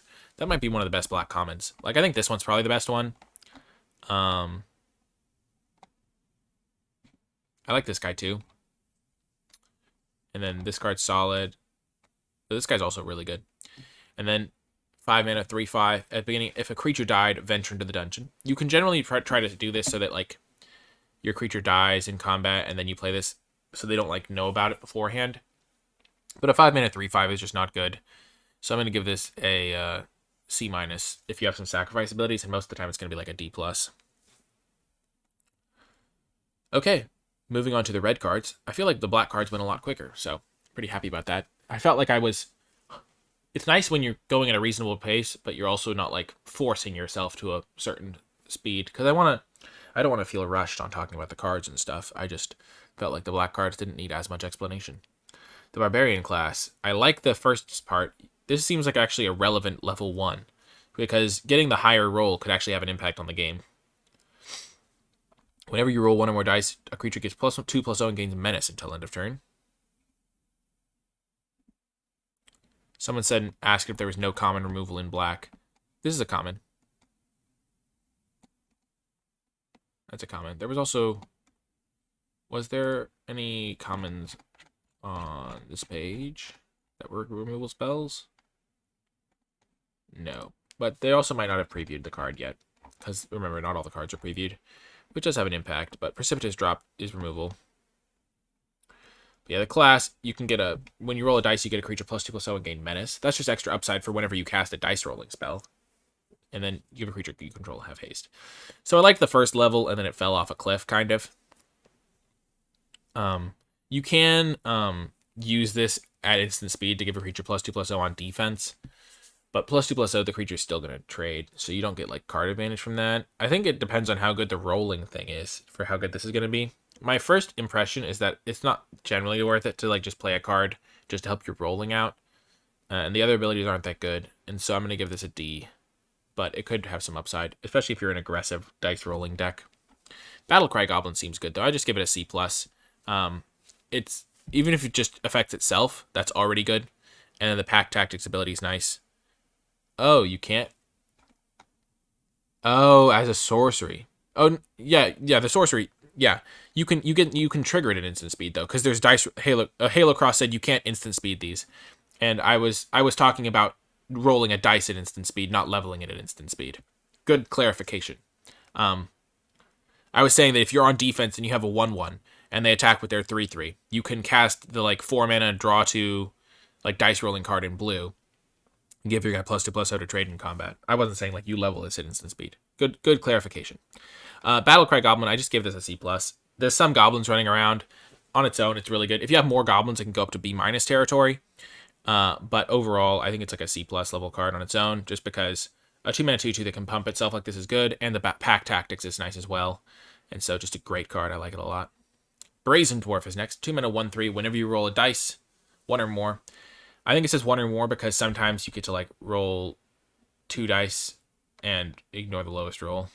So like it's still only going to do 1 damage in those situations. But you deal 1 damage to each opponent. I gave this a D+. I don't know how many dice are going to be rolled though. So if they're being dice rolled constantly, like if you're rolling a dice a turn, this thing goes up to be like a C-. Because the 2-mana 1/3 is still pretty bad stats. But like if you're doing a damage a turn with it, that's pretty good. My grandmother saved the life of a brass dragon, and in return she was given a glimpse of the fire in its heart, a glimpse she passed down to me. Love that. Really cool. Really cool. Great flavor text. I keep reading these and then just wanting to go build a D&D character around them, which I guess is the point. Thanks, Granny. But yeah, I think that's a D plus. But if you're rolling enough dice, it can be a C minus. It's hard to go above that though for a 2-mana 1/3. But imagine if you like stack these up, you have like 3 of them in play. Every time you roll a dice, you zap them for 3. I could see doing some fun things with this guy. Next is Burning Hands. 2 damage to a creature. If it's green, it deals 6 damage. So it can really carry you against the green decks. Great card against green decks, but it's still solid against every other deck. So you kind of have to just, in the grade, you have to like reflect the fact that against green decks, which are going to be a decent amount of your opponents, because everyone plays 2 of the 5 colors, it just zaps their like 6-drop for 2 mana, and then everything else is just like solid. And so I give that a C plus, because a 2-mana deal 2 would be a C minus. But the fact that like 40% of the time you're just going to be able to just zap their 5-drop for 2 mana, I don't know. If it was 2-mana deal 6, it would be like a B. And so I'm going to give it a C plus. Next is Chaos Channeler. When it attacks, you roll a d20. You get to exile a card and draw it and play it. Or exile the top 2 cards and play them, which is just incredible every time it attacks. And then you can even exile the top 3 cards if you roll a 20. I just gave this card a B minus. 4-mana 4/3 is probably going to trade in combat, but you're going to be able to draw 1 or 2 cards off of it, which is really nice. Yeah, I like it. Next is, and because it's at 4 mana, you're probably going to be able to cast, and you can even play it, so you can play lands, which is really relevant as well. So it's maybe even just a B. This card seems really good to me. Next is Critical Hit. I was not a huge fan of this. If you're rolling enough dice, sure, you'll get it back to your hand, but giving a creature double strike is just not really worth it on its own, because, I don't know, the creatures have to be exactly symmetrical for it to be like not having your creature die, in which case you're getting 2 for 1. Like if you attack your 2/2 and do their 3/3, this is just worse than +2/+2. So yeah, not a huge fan of this. I think I gave it a D. And the rolling a 20 thing is cute flavor, but not going to come up all that often, especially because the card itself isn't very good. Dueling Rapier is next. When it enters the battlefield, attach it. Creature gets +2/+0. It's an equipment for some of the cards that care about that. This card works really well with that Dwarf that we looked at earlier, the 3/1 that gets +0/+2 if you equip it, because then you have a 1-mana +2/+2 permanent equipment for it. So in that situation, if you have that Dwarf, this card's really good. In other spots, it'll help you like have your creature trade up in combat, and then 4 mana to equip it is nice, but it's slow. So I think it's probably going to be most of the time, like, I don't know, D plus. It's like still relevant that you can move it around. It's much more powerful than like an aura that had this effect would be.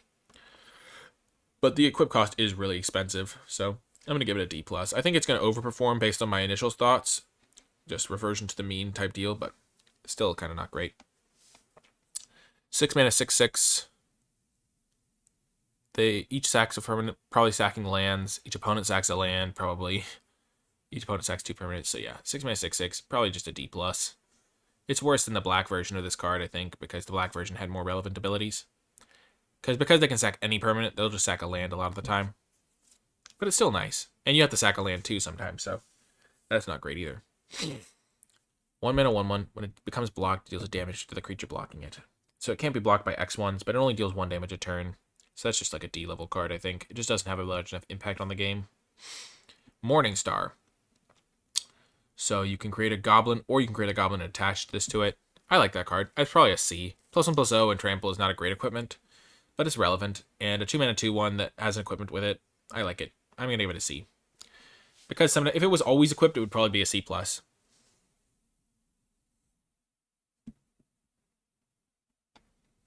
Next is Hoarding Ogre. When it attacks, you roll a d20. You can create treasure, create 2 treasures. So if you're creating like 1.5 treasures on average or something like that, the midpoint between 1 and 2, that's pretty good. There seems to be a lot of treasure stuff that matters in the set. It is a 4 mana 3/3, so it's like pretty decent at rumbling. I'm probably going to give this a C.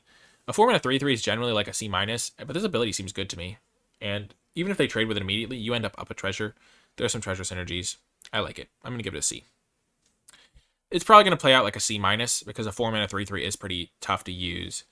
But getting 2 treasures is going to be really nice when it attacks. And it can like ramp out a 6 drop. Like it seems so good. Like imagine you play this on turn 4, attack, get 2 treasures, and then just play a 6 drop. Like even if you just play this bad boy. Like that seems so good to me. I don't know. I feel like I'm getting put off by the fact that it's a 4 mana 3/3.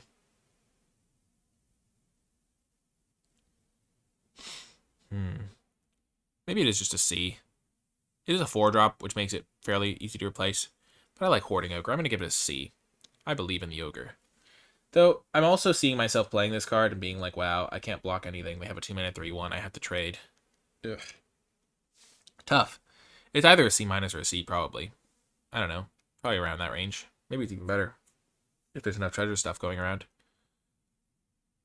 Depends on how valuable the treasure token is. Like, it feels like a treasure might just be worth, like, a quarter of a card or something. Like, a third of a card in this set. And it's good for ramping purpose. I'm going to give it a C. I feel good about it. I don't actually. I feel terrible about it. I can't tell. I can never tell. It's so tough.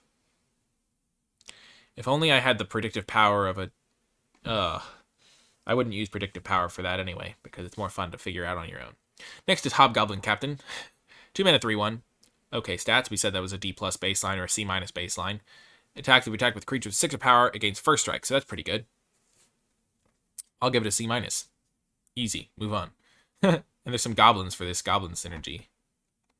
I like it. Got Hulking Bugbear. 3-mana 3/3 haste, hard to cast, still a C+. That's just a good ability. If you're playing an aggressive red deck and you can go like Captain into Bugbear, that's going to be really hard for them to deal with. Into the Ogre. The Ogre just doesn't fit in that, though. And it has to attack. I'm going to give it a C-. Sorry, Ogre. Having to attack is a bummer. If it was an ETB, it would definitely be a C. Or maybe even more, but yeah. Having to attack, it makes it tougher. But yeah. Hulk. I do like it, though. Ooh, it's tough. It's tough. I'm just going to give it a C-. Hulking Bugbear. I'm going to give it a C+. Improvised Weaponry. 3-mana deal 2, and you create a treasure. 3-mana deal 2 is historically not enough damage, but creating a treasure gives you a little bit of a rebate, which can be nice. And I think that is enough to make me bump it up from like a C- to a C, or a D+ to a C. Because getting a treasure seems relevant for other cards. It might be a C-, but I'm going to start off at C, and we'll see where it goes from there. Any target is nice. It's sorcery speed. Never mind. I'm giving that a C-. Sorcery speed is pretty rough. Might even just be a D+. Wow. I thought it was an instant. 2 damage to any target. Create a treasure. 3-mana deal 2 is just so clunky. Even if you get a treasure rebate. I'm going to give it a C-. If it was 2-mana deal 2, it would probably be a D+. Adding the extra mana is tough. But you getting a treasure can help you facilitate stuff. Yeah, I'm going to give it a C- because the treasure stuff matters. Jaded Sellsword, I like. I think it's really cool design. 4-mana 4/3. If it was spent with a treasure, it gets first strike and haste. So it's just a great attacker. So, pretty cool card. I think it's a C. If in the late game when you have a treasure lying around, it'll attack them immediately. And a 4-mana 4/3 doesn't need that much help, so I'm going to give it a C. Kick in the door does not seem good, I don't think. Oh, wait. I give this a D, I think. +1/+1 counter, and give it haste, and can't be blocked by walls, and you venture. It's kind of like, reminds me of that Guiding Voice card from Strixhaven, but instead of learning, you're venturing. But learning was worth a full card most of the time, and venture is worth like half a card. And so I think this is like just a D. Putting a counter and venturing is just probably not good. Maybe it's even a D-. Plundering Barbarian, I like this one. You can either make a treasure token or you can kill an artifact. And if you kill an artifact, you can kill your opponent's treasure if that's relevant, or you can kill... Like, you'll almost always have the option to kill a treasure, I feel like. And creating a treasure seems really good. So I'm going to give this a C. I feel like treasure's going to be relevant. And there's some equipments running around, so I'm going to give it a C. Price of Loyalty seems really good to me. This is one of the first cards, I think, that's actually impacted by the fact that there's a tomb here. Because if you manipulate it, you'll almost always have a sack outlet if you have a venture spell, because each player loses 2 life unless they sacrifice a creature or whatever. So you can just set up a venture thing, or you can even steal one of your opponents that has a opponent's creatures that has a venture attack trigger or something like that. And yeah, just to steal and sack is much better. So I think I gave this card a C-, where it would normally be like a D+ or something. I think I bumped it up half a grade. It might even just be a C, though, because you can just set it up. And if you're a red deck, you're probably more aggressive, so that dungeon's already more appealing. Condor says he thinks Plundering Barbarian is a D+. I think there's enough artifacts running around that it's going to be reasonable. And I think having a treasure is going to be nice. Like, imagine going Plundering Barbarian into the Jaded Sellsword. It just really kind of makes up for itself. I don't know. 3 mana 2/2 does need some help to be good. That is true. I also just imagine, like, because it's one of those things where if you kill their, like, one of their cards, it's, like, pretty relevant. Like, getting a 2-for-1 with a guy is nice. It's kind of like that 1/3 in white that can kill an enchantment. The games where you destroy, like, if this was 3 mana 2/2, destroy something that they had, like, you could kill anything, kill an online permanent, that would just be, like, a B+. Like, or it would just, yeah, 3 mana 2/2, destroy an online permanent would just be, like, a B+. There are some games where you're just going to have to make a treasure, but the games where you destroy one of their artifacts are really relevant. And I think the treasure token's a decent fallback plan. I don't know. I'm going to give it a C. I'm not giving it like some absurd grade, but the games where you kill their equipment is going to feel real good. And this card I think I'm going to give a C-. I kind of like it. I kind of like it. I like it especially with this tomb. I kind of like that little synergy where you can always find a way to sacrifice something. So yeah, I give it a C-, because you only want it if you're an aggressive deck, and it's like kind of hard to set up still. But there seem to be a decent amount of sack outlets and stuff. Next is Red Dragon. So again, a 6 mana 4/4 is a C baseline, and then dealing 4 to each opponent is a big chunk of damage. So I'm going to bump it up to a C+ because of that. But 6 mana is still a lot of mana. But it does pull its weight. Might even be a B-. 4 is a lot to deal instantly, and a 4/4 flyer. But yeah, I'm going to give it a... I think a 6 mana 4/4 flyer is just a C. If there was no extra text associated with it, I might be wrong on that. It might just be that a 6 mana 4/4 flyer is a C+, because flying is such a good mechanic.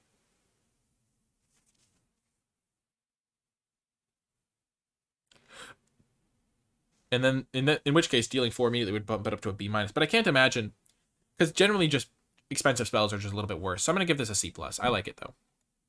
Swarming Goblins. Enters the battlefield, roll a d20. So it's like a 5 mana for creating a 1. So it's at worst case a 5 mana for a 4/3 and a 1/1. And usually it's going to be like 1.5 tokens. So it's like 5 mana for a 6.5, 4.5, which is pretty good, honestly. That's a pretty good stat line, especially spread across some bodies. When you make 2 tokens, it's 5 mana for 6/5 worth of stats. And when you make 1 token, it's 5/4 worth of stats. But that's still pretty good for a 5-drop. It is a 5-drop, which makes it a little bit worse, but I think it's just a C. Rock solid card. There are some go wide synergies, and I think it's good. There's a card that we haven't gotten to here. You see a pair of goblins that's going to be really good with that. Give all your creatures +2/+0, or create 2 1/1s. That's a really good card. I like it. But I think this card's just a C. Pretty good. Next is Tiger Tribe Hunter. 5 mana for a 4/4. Attack with 6 or more, you may sack a creature. When you do, it deals damage to the sacrificed creature's power to target creature. Ooh. So 5 mana 4/4 trample. And you can also... I haven't seen this card before. It's like a newer preview, I think. You can also throw your creatures at things if you have Pack Deck. So 5 mana 4/4 trample is on its baseline, a D+. The ability is nice, so I'm going to give it a C-, I think. A 5 mana 4/4 is a bit small. Unexpected Windfall is a really funny looking card. The art looks so primitive. Fortune favors the fortune. That's such good flavor text. That one makes me laugh. Fortune favors the fortunate. Wow. You can discard. It's like a Tormented Voice, but you get 2 treasures, and it costs 2 extra. I think that's generally good. Like, normally Tormented Voice, you're casting in the late game anyway, so you can ditch a land, and getting 2 treasures is actually nice, because it opens up a lot of avenues. So you can do this on turn 4, and then cast a 7-drop the next turn, which is crazy. You can do this on turn 4, and then start using the treasures to cast your Treasures Matters cards. You can also do this in the late game still, and find a Treasures Matters card. So I think this card gets a C- from me. Normally, it would be a D+, or a D even, but I think it's a C-. I like the treasure aspect. Valor Slinger. 3 mana 2/3. At the beginning of combat, a creature gets +1/+0 until end of turn. Wow! It's like Combat Professor, but it doesn't give vigilance, and it costs 1 less mana. Wow, this could be the best red common. It's not a flyer. So it's like a 3 mana 3/3 base, because you can always target itself. But it buffs your other creatures, which is really nice. Maybe it's not the best red common, but it does seem very good to me. Oh, this isn't a common. What other red comments have there been that I've liked a lot? This card, probably not a best red common candidate. This card's uncommon. This card's solid. Wow. There are not a ton of crazy good commons here. Ouch. Red getting a little bit unlucky here, it looks like. Man, maybe this is the best red common. That might not be a good situation. I feel like red's might be missing some cards that are the best from this. As I said, I've said it multiple times, but not every card is revealed yet. Is that a heart in her hand? It doesn't look like it. It looks like a balloon of some kind. Where would she have gotten the heart? I don't know. She's also a bard. Bards aren't really doing that. It might be a instrument of some kind. I don't know what that is. Let's see if we can zoom in. It doesn't look like a heart. It seems way too big. Like if you scale the heart, I don't know. It looks like it would be too big.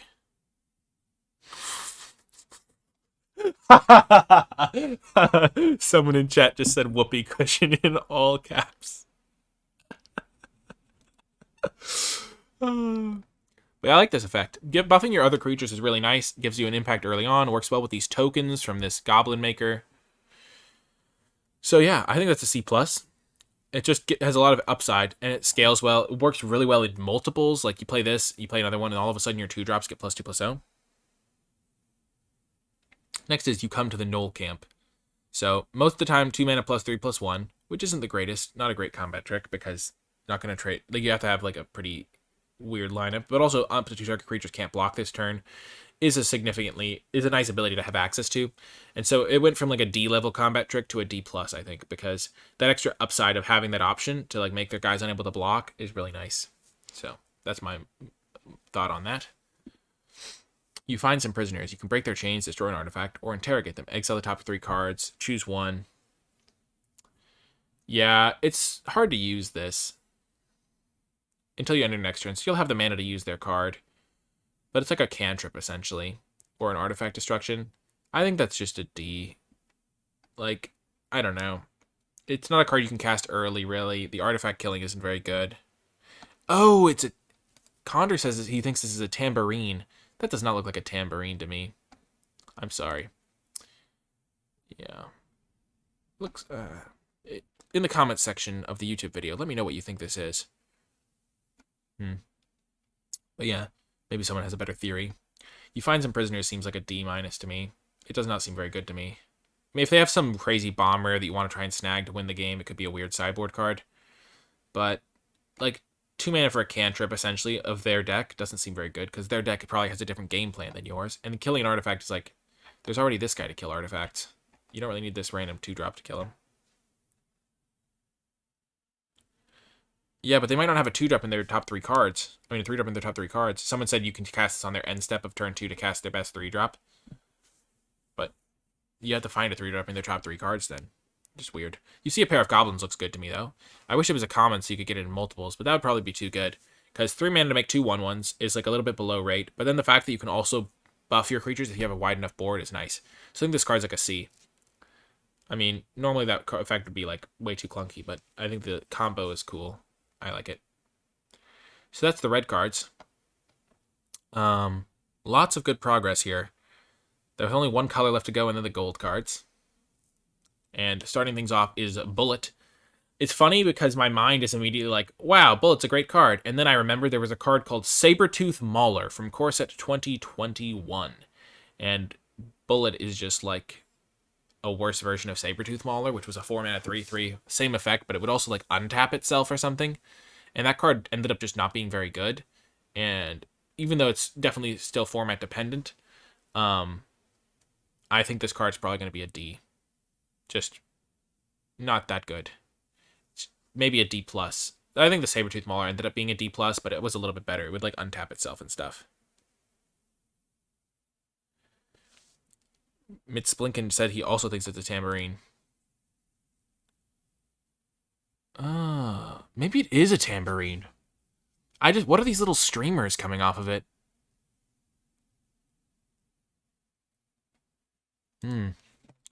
Mystery continues. The bullet is probably just a D. 4 mana 3/3 just doesn't do enough, and it's hard to get it to trigger sometimes. What's this stream? Where's our pizzazz? Yeah, it could also be a 4. It could also be a D plus, but I'm not going to spend too much time talking about it. The card is very similar to cards we've seen in the past, and it's not going to vastly overperform those cards, I don't think. So probably just a D plus. 4-drops are a very contested slot in limited, and this just doesn't seem that good. I will say that if you are casting this, you want to cast it after combat, so your creature trades off, and then you get the count, and then you play it, and then you get the counter, so they don't know that they're trying to avoid trading. So keep that in mind. Bull Strength, +2/+2, and Trample, untap it. Not a great combat trick. +2/+2 for 2 mana is just below rate. Trample isn't super relevant on that sort of thing. Untapping it is kind of relevant. But overall, it's just going to be a D-level combat trick, I think. Choose your weapon is next. I love this flavor. You either double a creature power and toughness, or you deal 5 damage to a flyer. I like this one a lot better than the previous. I like this combat trick because it's a combat trick or a kill spell for a flyer, and killing a flyer is generally pretty relevant. And so I think this card is just going to be like a C level card. I'm pretty happy taking this card, I think, because if you do win a combat with it, it's reasonable. And if you kill a flyer, you're pretty happy. Maybe it's a C minus, but I think the options are really powerful and limited. Just like you get to just main deck a flyer kill spell, especially if you're playing best of 1, where flyers could be a problem for your deck, and all of a sudden you get to answer flyers and have a relevant card. So I'm going to give this a C. I think it's a pretty good card. Next is the Direwolf Prowler. 3 mana 2/2. Needs some help. It can get +2/+2 and haste until end of turn. Activate only once each turn. So, yeah. Not a great card. 3 mana 2/2 on its own, but it can have threat of activation to be a 3 mana 4/4 almost. But it's only really as good as an attacker because you don't want to have to hold up 2 mana every turn. So I'm going to give this a D+. Though the activation threat is there. So maybe it's better in aggressive decks. In an aggressive deck, it's probably a C-. But it's still tough because they'll just like jam a double block onto it and then you have to spend the mana to make the trade. I don't know. Not my favorite. Next is Druid class. I mean, I'm still going to stick with D+, I think. Whenever a land enters the battlefield, you gain a life. Oh, I remember reading this one thinking it's really bad. Yeah, I think this one's just an F. Or maybe just a D- because it's still technically playable. But the first two just don't do enough. Like, you spend 2 mana, and then 3 mana, and then 5 mana, and so you get like a 5/5 after spending 10 mana. Like, what? I think that's just an F. I just don't think you want to put that card in your deck. Yeah. Elturgard Ranger. So 5 mana for a 4/1 and a 2/2, and some of it has reach. And so that's like 5 mana for 6/3 worth of stats, which is reasonable, but not the greatest. And it's across 2 bodies, and some of it has reach. And overall, I think that's just a C-. Like, it's on the lower end of cards you're happy to play, but it's still reasonable. And it can trigger the pack tactics if you care about attacking. So that's relevant. Find the Path is another card that, like, I gave it a C because it's ramp. I would typically be happy paying 2 mana for this ability, but because it ventures, it's a little bit like better than that. Like, it gains a mana, but gains the venture ability. And I think I'm going to give it a C because of that. Next is Knoll Hunter.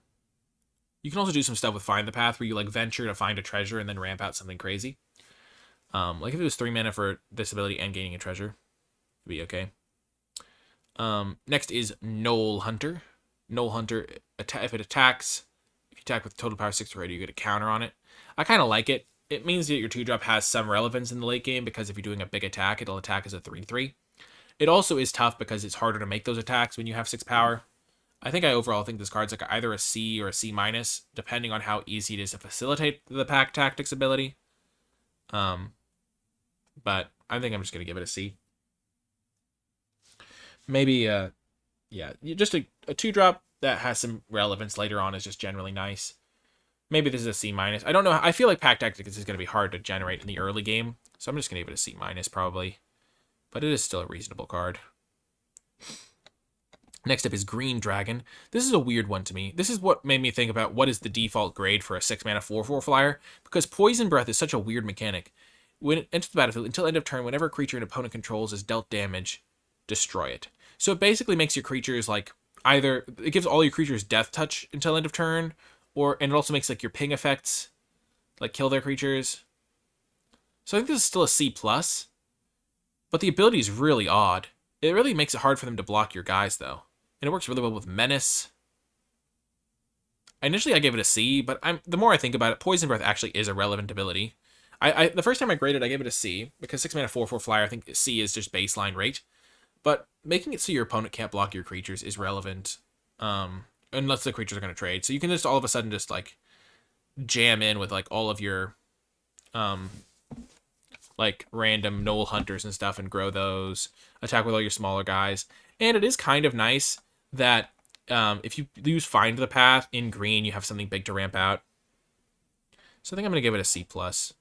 It's probably worse than the Red Dragon, but it might be in a better color for casting it early because of this Find the Path.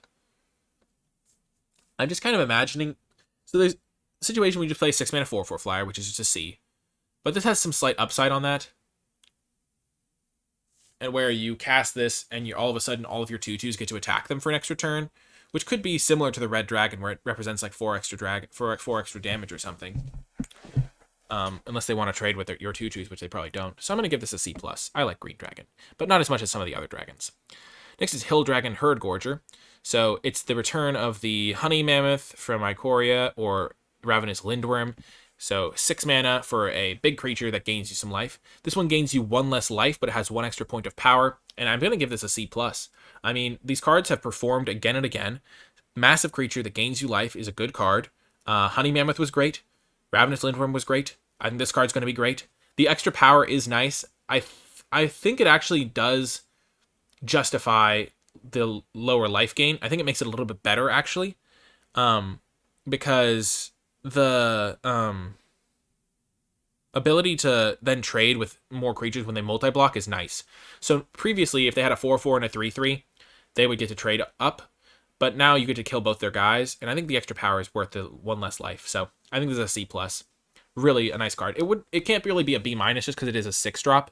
And so you can't just... maybe you could even spam like 5 of these in a deck and it'd be okay because it gains you the life to return it. But again, it's just very expensive, but I think it's a good card. And I think it would be a mistake to grade this low. Like some of the other 6-drops have been like D+, C- type stuff, but this one's actually like pretty good. And I think it's going to perform really well. A Shepherd's Crook is useful for cleaning bits of wool out of the teeth. Oh my gosh. That's messed up. That is messed up. Next up is Hunter's Mark. Can't be countered. Not super relevant. If it targets a blue permanent, it's less. And it gets +1/+1, and it deals damage equal to its power. I gave this a B-. This card is similar to a card called Clean Shot or something from like Eldritch Moon. And basically what happens is you can use this as a combat trick / kill spell. So you can use this like mid-combat to buff your creature and kill one of their other creatures. And if you're playing against blue, it's really nice. So like the other card, Clean Shot costs 3 mana, which made it a little bit better. But the fact that this costs 1 less against blue, only costs 1 mana against blue, means that I think it evens out because 40% of the time you're against the blue deck and you can just mess them up. So I like Hunter's Mark a lot. It might even just be a straight up B. Like if you're playing against the blue deck, it's just unreal. But yeah, I gave it a B- in general because against a non-blue deck, 4 mana is a little bit a decent amount of mana. But if you're playing against blue, it's just like a B+. So really good card. I know it's not a fight. Celadonia in the chat is saying it's direct damage, not a fight. But 4 mana is a lot of mana against a non-blue deck, so I gave it a B-. I think my grades, more compared to other people, my grades are generally more lower down than other folks. I don't give a lot of Bs or B+ or whatever. Also, Condor says, also extra point for potential salt score when your opponents try to counter it, which is really funny. Yeah. The card that I'm talking about in reference to it was also an instant. That's why I kind of have some basis for which to grade this card. Clear Shot or whatever it was called was a 3 mana play. And this being extra mana is relevant, but also costing 1 against blue is nice. So I give it a B-. It's definitely a good card. Next is Inspiring Bard. Enters the battlefield, choose 1. Target creature gets +2/+2, or you gain 3. So gaining 3 is nice. It can help you stabilize on your path the Giant Herd Gorger. But giving +2/+2 is also nice for aggressive decks. I think there was a card that was literally this design. It was a 4 mana 3/3 that gave +2/+2 when it entered the battlefield. And I seem to remember that card being good. I don't remember the exact card name, though. But I do like this design. I think it's just a solid C. The gain 3 life option is nice for when you're behind. And overall, just really nice. Whoa, thank you so much for the raid, Ryan. Welcome in, everybody. We're doing a set review for the set. I do know that every card is not revealed yet, but such is timing restrictions and the set coming out relatively late that I'm just going through every card. So, all the cards that are revealed, at least. We're in green right now, so decent chunk of the way through.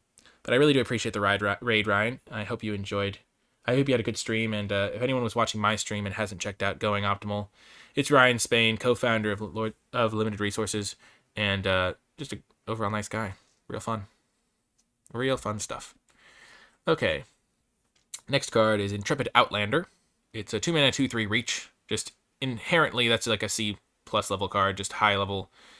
But because it's such a very efficient card, reach is nice.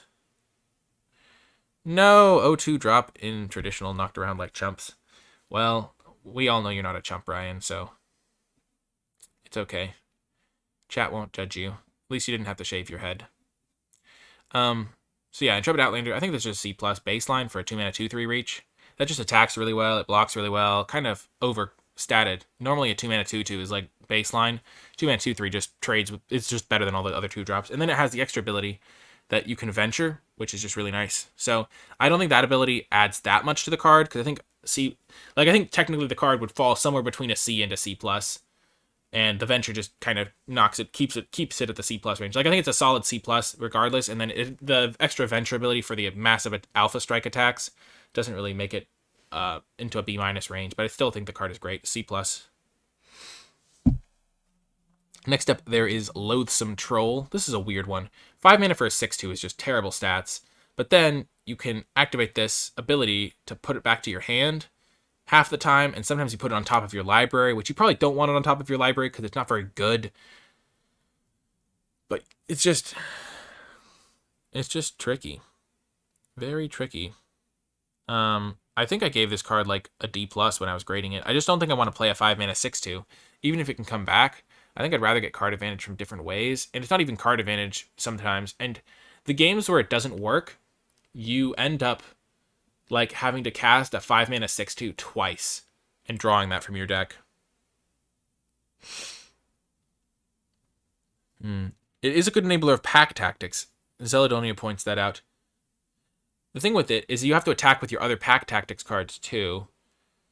And it's a 6/2. It's going to trade for the 2-drop, and you paid 5 for it. I don't like it. I'm going to give it a D. I think you'll play it sometimes, but it's not going to be good. It does get better if you can do the rerolls, because if you ever get to just put it back to your hand, it's much better. I think it's a D, maybe even a, yeah. It's hard for it to go lower than that, because it is still a creature, and it has some upside.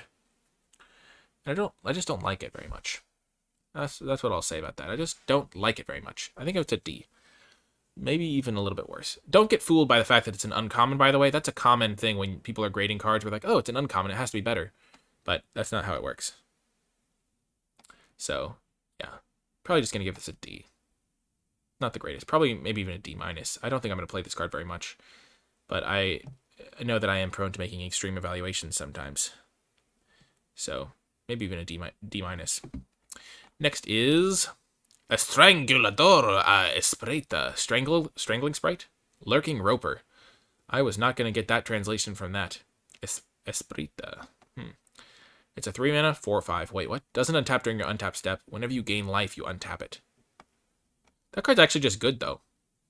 3 mana, 4/5 is a great defensive body. And it just blocks everything. Like, that's like the amount of thing you'd pay for a 5-drop. And that's just probably like, maybe even just a B. Sure, it can't attack very much. The flavor text is great. Just me trying to read this in Spanish is great. Hola, estalactites pendam de tetto, en cuanto a estalagmites se proyectan. Ah! I know I butchered it, but I was trying to read it in a regular reading pace when it's not my native tongue. It's Portuguese. Makes sense. It's not Spanish. Hola, estalactites pendam de tetto, en cuanto a estalagmites se proyectan. Ah! It sounds like something you would say if there's a soccer goal being scored. Goal! Pasa la pelota, la pelota. I know, I can't speak quickly in Spanish. I would have to like read it off a script like I'm reading this card. Oh, and there are some life gain cards, and if you can untap this, it's even better. So I'm going to give this a B. I think if you're a defensive deck, it's a B. If you're a more aggressive deck, it's maybe a B minus, because it doesn't attack very well unless you consistently gain life. But maybe I just equalize that to be like a B minus, because if you play this if you have this in your opening hand and you're a green deck, you know that your opponent can't really do much about it. Like, you just play this and you're like, okay, I can safely develop my game plan for the next like 3 turns, because a 4 or 5 is just massive. Like that, if I paid 5 mana for a 4 or 5, I would generally not be that disappointed in that. I don't know. I think the card seems really good. I'm gonna give it a B minus and a B if you have some life gain, or if you're a defensive deck. You don't even have to have a lot of life gain. If you're just like a defensive deck, it's probably just a B, because it's just so overstated. I'm gonna start at B minus though, okay, and then contextually it can go up or down. Owlbear is next. 5 mana 4/4 trample. When it enters the battlefield, draw a card. Oh my gosh, this card is sick. Wow. That card's probably just a B. I don't know. Like 5 mana 4/4 draw a card. Maybe it's a B minus because it is a 5-drop, but that's so good. There was a 5 mana 4/2 draw a card that was pretty good. I think it's just a... Oh my gosh. 5 mana 4/4 draw a card. I feel like I would just play like 6 copies of this. And it has trample, so I can't even chump it. I need to temper my expectations, but I currently want to give this a B. The Owlbear. B for bear. It's just so good. It, like, I don't know. It has trample. So much better than this stupid troll. What other cards does it work with? You can even ramp it out because of Find the Path. Wow. Gosh, there's so many good cards in green. I'm loving it. Owlbear into Herd Gorger. Just imagine Find the Path into Owlbear into Herd Gorger. You just can't beat that curve, can you? Like, you can probably miss your 2-drop and still win that game. You just don't do anything and don't do anything, and then you just... I don't know. I like Owlbear.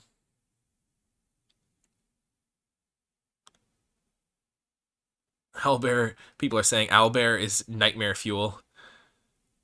Owlbear is almost as bizarre as Plant Dog. I know it's funny because I know exactly which card you're talking about when you say Plant Dog. That's the card from Ravnica, the 4 mana 3/3 that has Dredge 3. I don't remember what it's called. It's called the something Moss Dog, I think. Maybe it's just called Moss Dog. But Owl Mob seems great to me. Oh, Plant Dog is Biograph. Oh.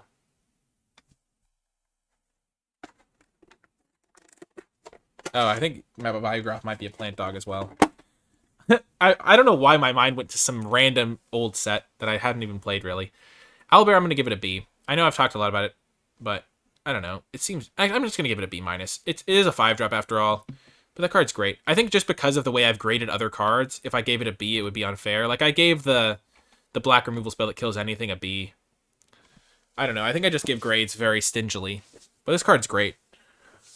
I'm going to give this a B minus. I kind of want to give it a B, though. There are 4 different Plant Dogs. Oh my gosh, Condor. That's wild. Yeah, I'm going to give it a B minus. I've given a lot of other good cards B minuses. I don't give Bs very easily, do I? There's also some other green cards I have coming up. Oh, I skipped a card.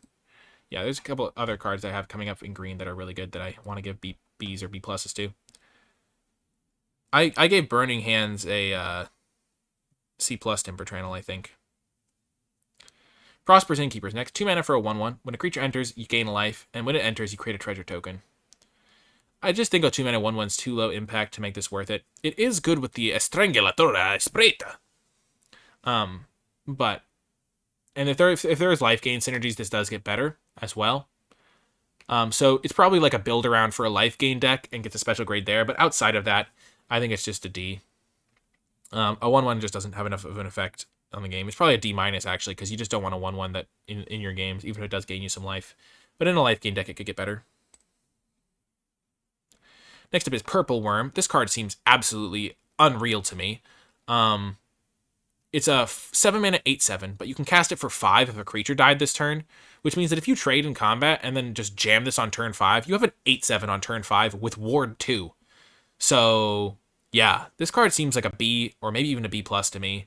I wanted to give it a B plus, potentially, but I think I'm going to give it a B.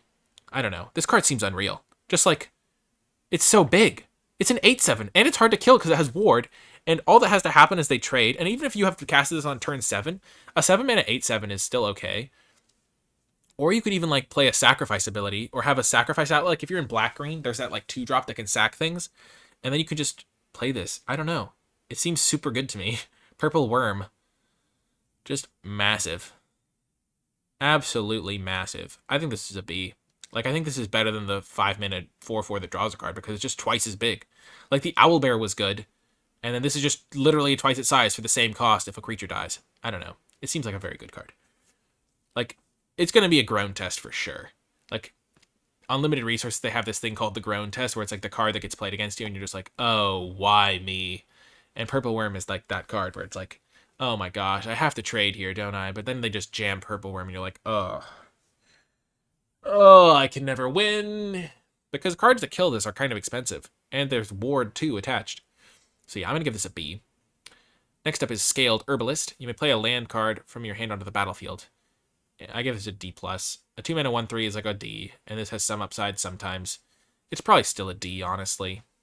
But, I don't know. I like the artwork. I could help you, or I could eat you for lunch. I haven't decided yet. But yeah. Scaled Herbalist. Next up is, yeah, I like Scaled Herbalist at D, but I do like the artwork. So for artwork, it gets that little bit of a sixth sense for me. Next is Spoils of the Hunt. I like this card as well. I think I gave this a C+, or maybe actually I think I gave this a B- when I first looked at it. It's a fight. It's not a fight spell. It's a part of the punch spells, a bite spell as they're called, based on because of Rabid Bite. It gets +1/+0 for each mana from a treasure that was spent to cast it, and then it deals damage equal to its power to target creature and opponent controls.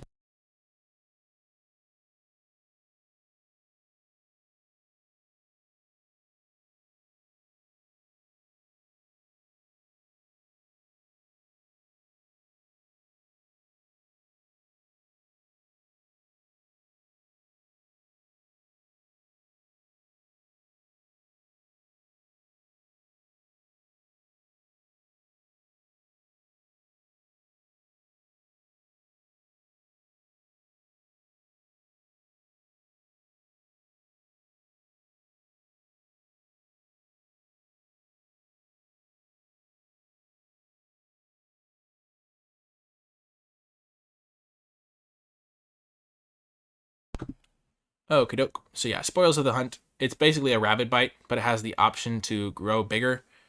It costs a little bit more than Rabid Bite, though. So the fact that it costs 3 instead of 2 is a factor. But the fact that you can grow it if you have treasures is nice. So I think I'm going to... But the thing is there's a lot of things to use treasures on. So I think I'm going to give this a B- still. Or a C. It's probably worse than the Owlbear, but it is removal, and green does need removal spells. So yeah, it's between a C+ and a B- somewhere in that area. If I had to settle on a final grade, I think I gave it a B- in my set review when I was grading the cards beforehand. But it's like a B- that's worse than the Owlbear. Condor said that in the chat, and that makes sense to me as well. But yeah. Next up is... It just seems like a good removal spell.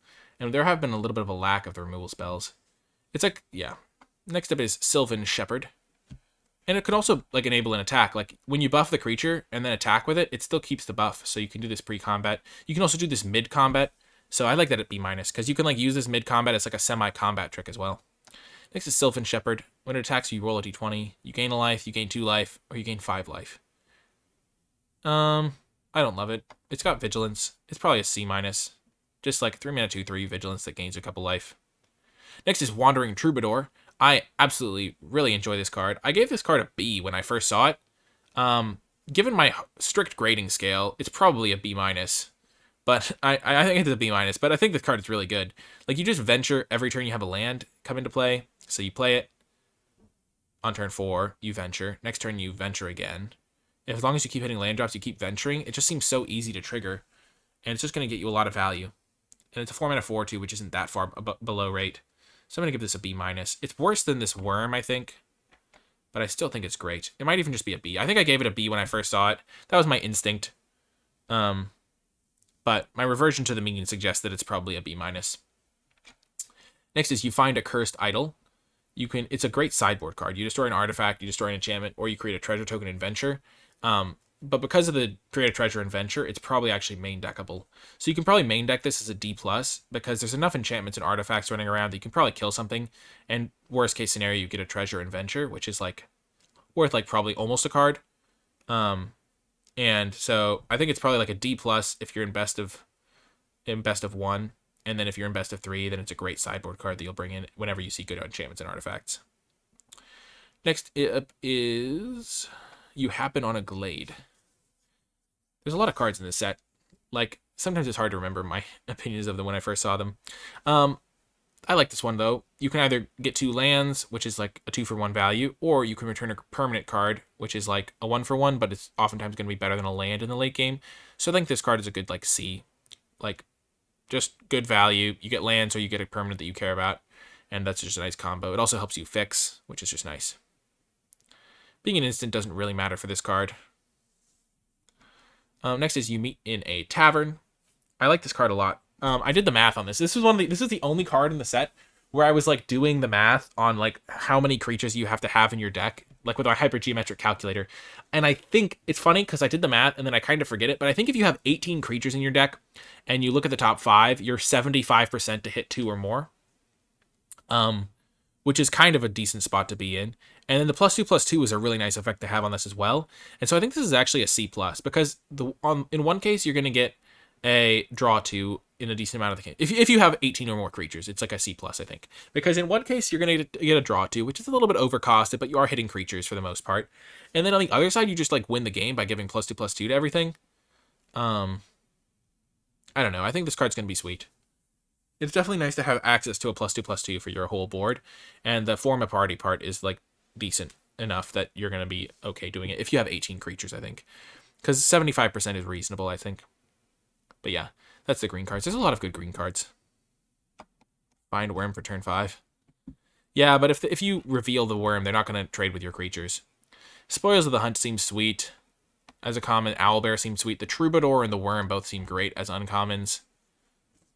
I'm just like, I feel like Troubadour is really good. Because venturing every turn seems nice. But I feel like giving it higher than a B- is tough. Because, I don't know, I've given a lot of other cards. Based on the way I've been grading cards, it feels like a B-. But I do also like this Worm as B because it's just so big. I think the highest grade I've given today is a B, which it kind of fits with my grading personality. Because I generally, when I'm grading cards, I generally have everything kind of clumped towards the middle. Because the cards generally perform relatively decently relative to my expectations. And then I like to, sometimes after the format has gone a little bit, I like to spread my grades out to give some granularity to them. So like, if every card in the set is a B, if the highest grade in the set is a B, then giving a card that like the best B, giving that an A, and like then scaling things appropriately lets you then give like some better context. Because sure, an A in one set might then be different from an A in another set, but it's more useful when you're actually drafting the set to be like, okay, well this card is an A in the context of the power level of this set. So like, for example, if you're drafting like a set like Modern Horizons 2, a card that's an A in that set, or a card that's a B in that set might be an A in another set because the power level is so much higher. But having that granularity for within the set is really nice. So when I'm first grading cards, I generally go like format agnostic. What would this card be if you just slotted this into any format? Though obviously with a card like with Venture, it's kind of contextual anyway.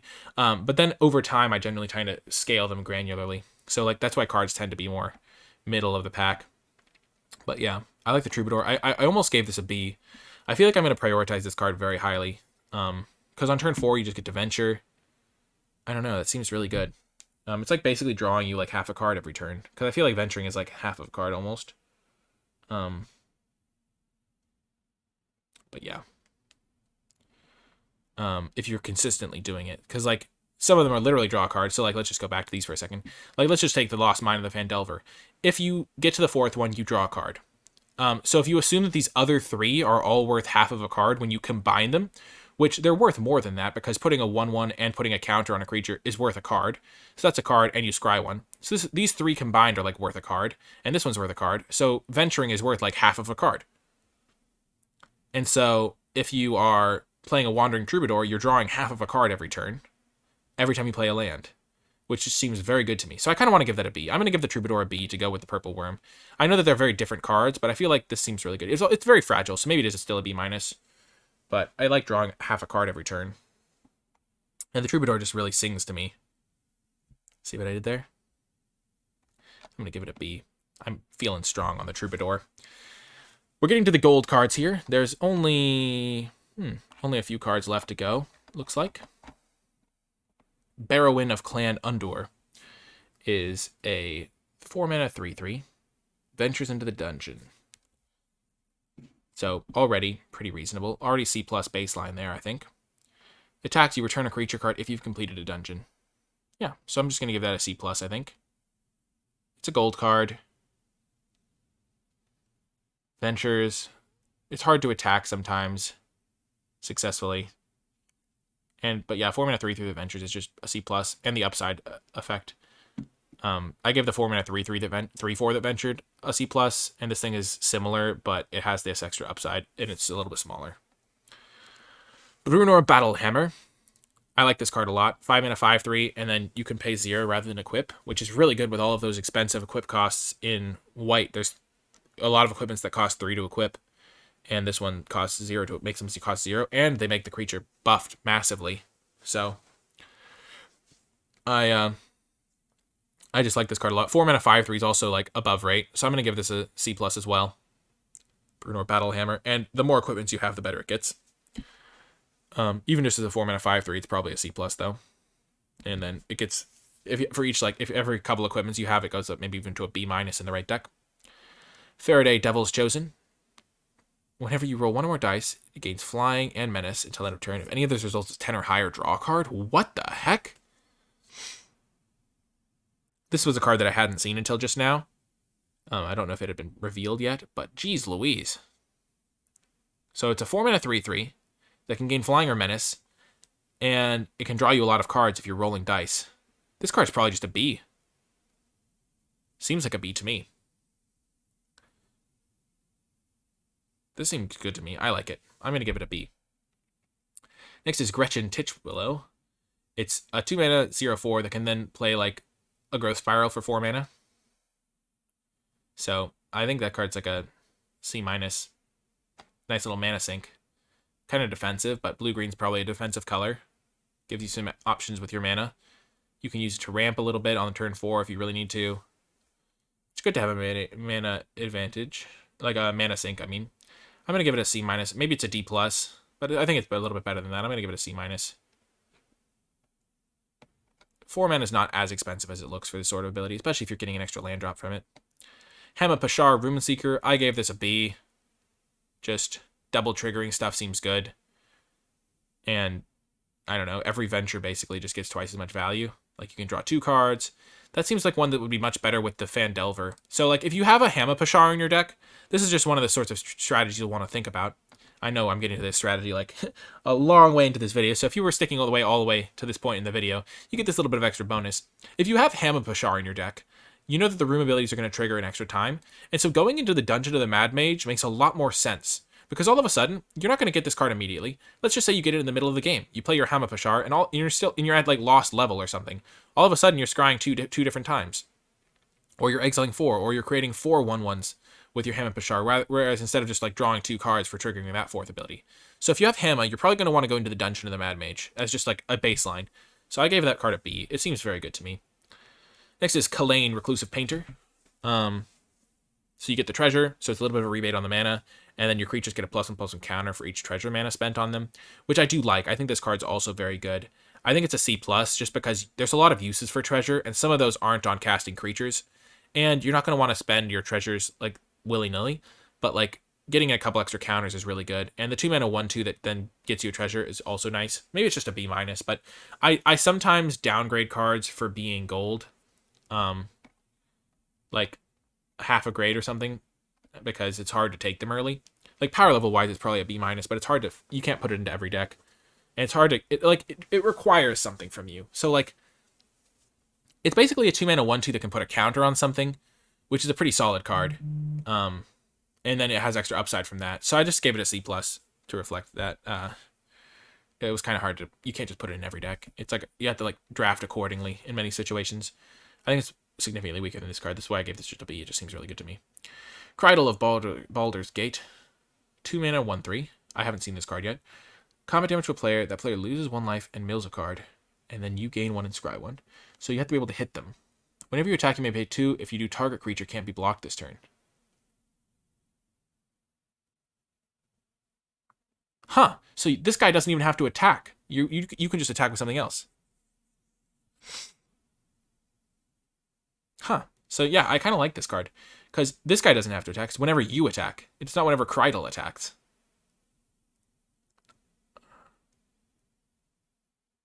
And this thing can even give you a good use for spending that 2 mana. I like it. I'm going to give it a C+. When it hits them, you get some extra value. You hit them for essentially 2. It's like a 2/3 in that way. With half lifelink. Actually, maybe this is just a B-. Because it's like a 2 mana, almost 2/3 when it comes to attacking. Probably still a C+. I don't know. You gain a life and scry 1. Scrying 1 is nice. I'm going to give it a B-. I like this guy. He seems pretty small. He seems pretty small, but just having him sit on the battlefield, making your guys unblockable seems really good too. I'm going to give him a B-. He seems good. I think he's a little bit better than the Kalane. He just has a bigger game impact. Shaswrath Death Whisper was not a card I liked when I first read it. 4 mana, 1/3, so small. Making a creature block is sometimes going to be good for you, and sometimes not. And then if a creature died, you can pay 2 life to draw a card. I guess I didn't read this as if a creature died. I think I saw if one of your creatures dies. But paying 2 life to draw a card is not a small cost. And if you play a 4 mana 1/3, you're kind of going to be behind on board a lot of the time. And it doesn't look like green's going to struggle for card advantage. I think I'm going to give this a C-, or maybe a D+. A 4 mana 1/3 is just so small. Yeah, I'm going to give this a D+. I know people love giving, I don't know why, but I feel like people like to give the gold cards high grades. I don't know why, but I feel like that's just a natural thing. Like, I find myself wanting to do that all the time. But this card just doesn't seem good to me. Also seeing, like, draw a card, like, oh, you could draw so many cards. But, like, 4 mana for a 1/3 that you lose 2 life and draw a card would not be a good card.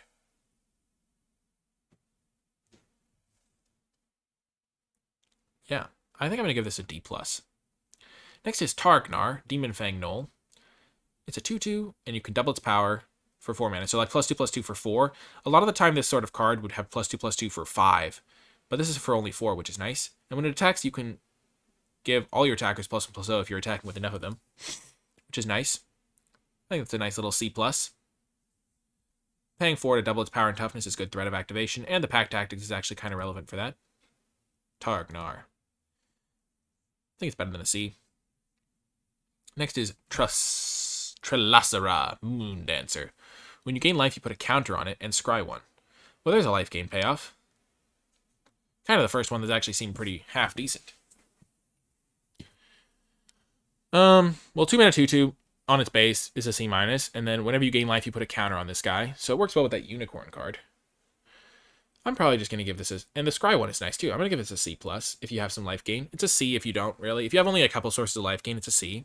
But otherwise, it's like a C+, probably. In the right deck. Bag of Holding. This used to be a rare, I'm pretty sure, which is kind of funny that it's now an uncommon, even though it's super complex.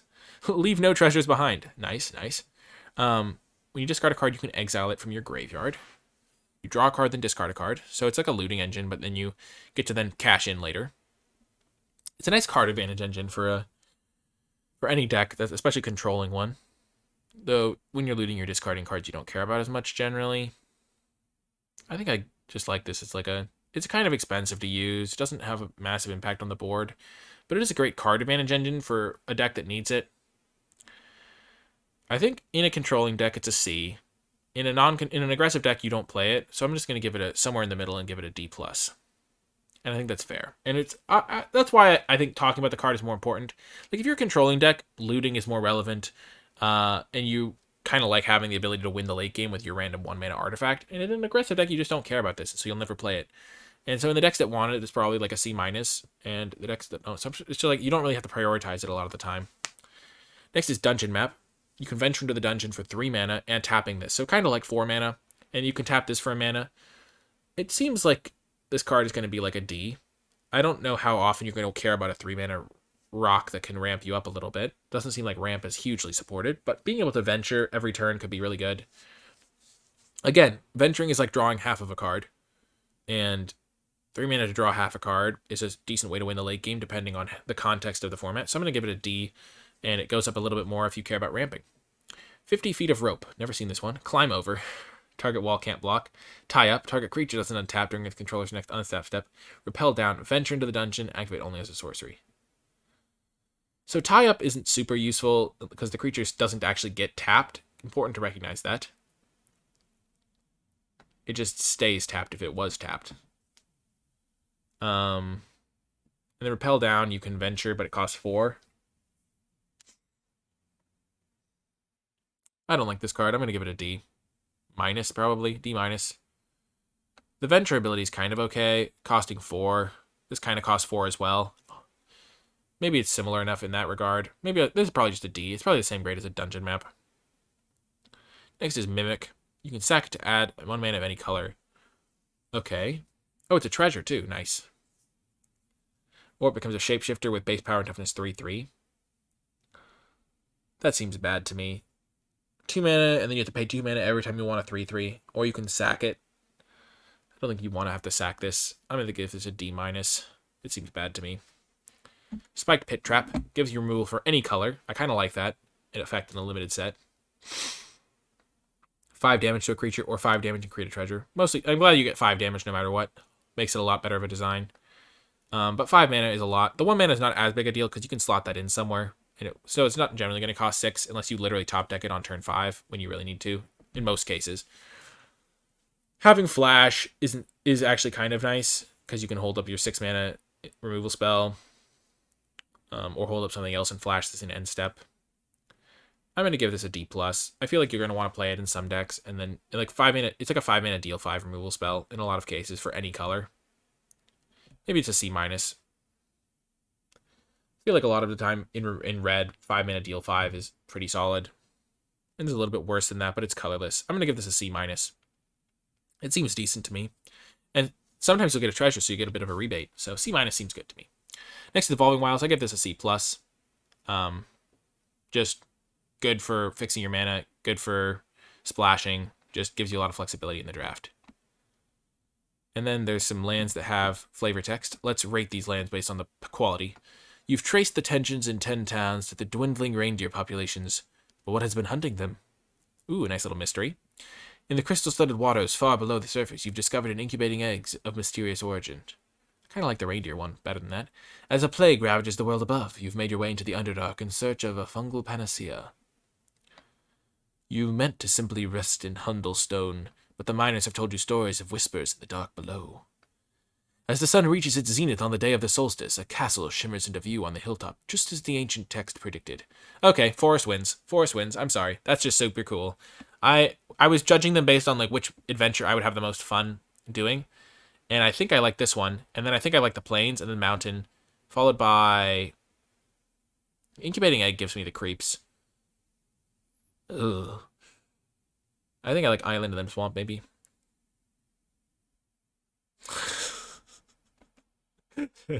Someone in chat said, tag yourselves, I'm the fungal panacea. Oh, there's one for... Oh my gosh, there's a lot of them. That's really awesome. I'm going to enjoy reading those, I'm sure. So yeah, that is the limited set review for this set. I'm not every card is out, obviously, but that's all the commons and uncommons. Hopefully you get a sense of the way I grade these cards. I think Spiked Pit Trap could be a bit of a sleeper because it looks kind of like Springjaw Trap, which was a little bit of a worse version because it was like 4 mana to deal 3 when you sacked it, and this is 5 mana to deal 5 and get a treasure half the time, which is a little bit better. So I think this is actually pretty decent removal for any deck. A lot of cards that we looked at today. I will say I grade cards more conservatively than most. As I said before, I gave that a bit of an explanation, but I give my Bs and B pluses very stringently because I feel like a lot of cards are relatively replaceable with each other. So most cards end up in the C- to B- range for me. But overall, a lot of really cool cards in the set. There's a dice rolling theme. There's a lot of cool stuff. I don't know. I'm excited to draft the set. That's certainly the case, and I'm really excited to make my draft guide for the set too. if you made it all the way to the end of the video, in the comment section down below, instead of leaving hashtag, like, you can leave hashtag review complete or something like that to let me know you made it at the end. But I would rather if you left a hashtag with your favorite card that was revealed, that I talked about, with maybe some of your thoughts on it, because it's fun to discuss cards. So like hashtag favorite card name, and then like a 2-line of your thoughts on it, and then it's fun to get some discussion going. Or maybe like whichever card you disagreed with me the most on. I find it really interesting to talk about those sorts of things and get people's opinions and feedback. I'm not infallible. I just have some practice doing this from the past, and I like grading cards, and hopefully you enjoyed watching. Remember that if you did enjoy this video, hit that thumbs up button, subscribe to the channel for more, and comment with your questions, thoughts, and feedback. If you would like to find this in more like easily consumable written form, you can find my tier list on the Patreon. If you become a patron, you can gain access to that. And I do update that as the format goes on. So as I get some more experience with the cards, I'll be updating that and talking about those. I'll be changing my grades and stuff like that to reflect my extra knowledge of the cards as well. So that's a great place to go to support my work and simultaneously get access to a pretty cool resource. You can also find the Discord server linked in the description and my articles linked. I'm probably going to be writing an article about how to draft this set better once I've got some reps under my belt. And then you can also, like, if you subscribe to the channel, you'll get notified when I post my draft guide and my first drafts of this format and things like that. And then if you would like to like just support my content, there you can also just donate directly. I've set that up. It's linked in the description below. And then, yeah, you can also check out the Twitch stream live at twitch.tv/NicolaiBolas for more of my content. But yeah, overall, the set looks like a lot of fun. I'm excited to draft it. I hope you are too. That is going to do it for this draft video, though. I hope you enjoyed it, and I will talk to you next time.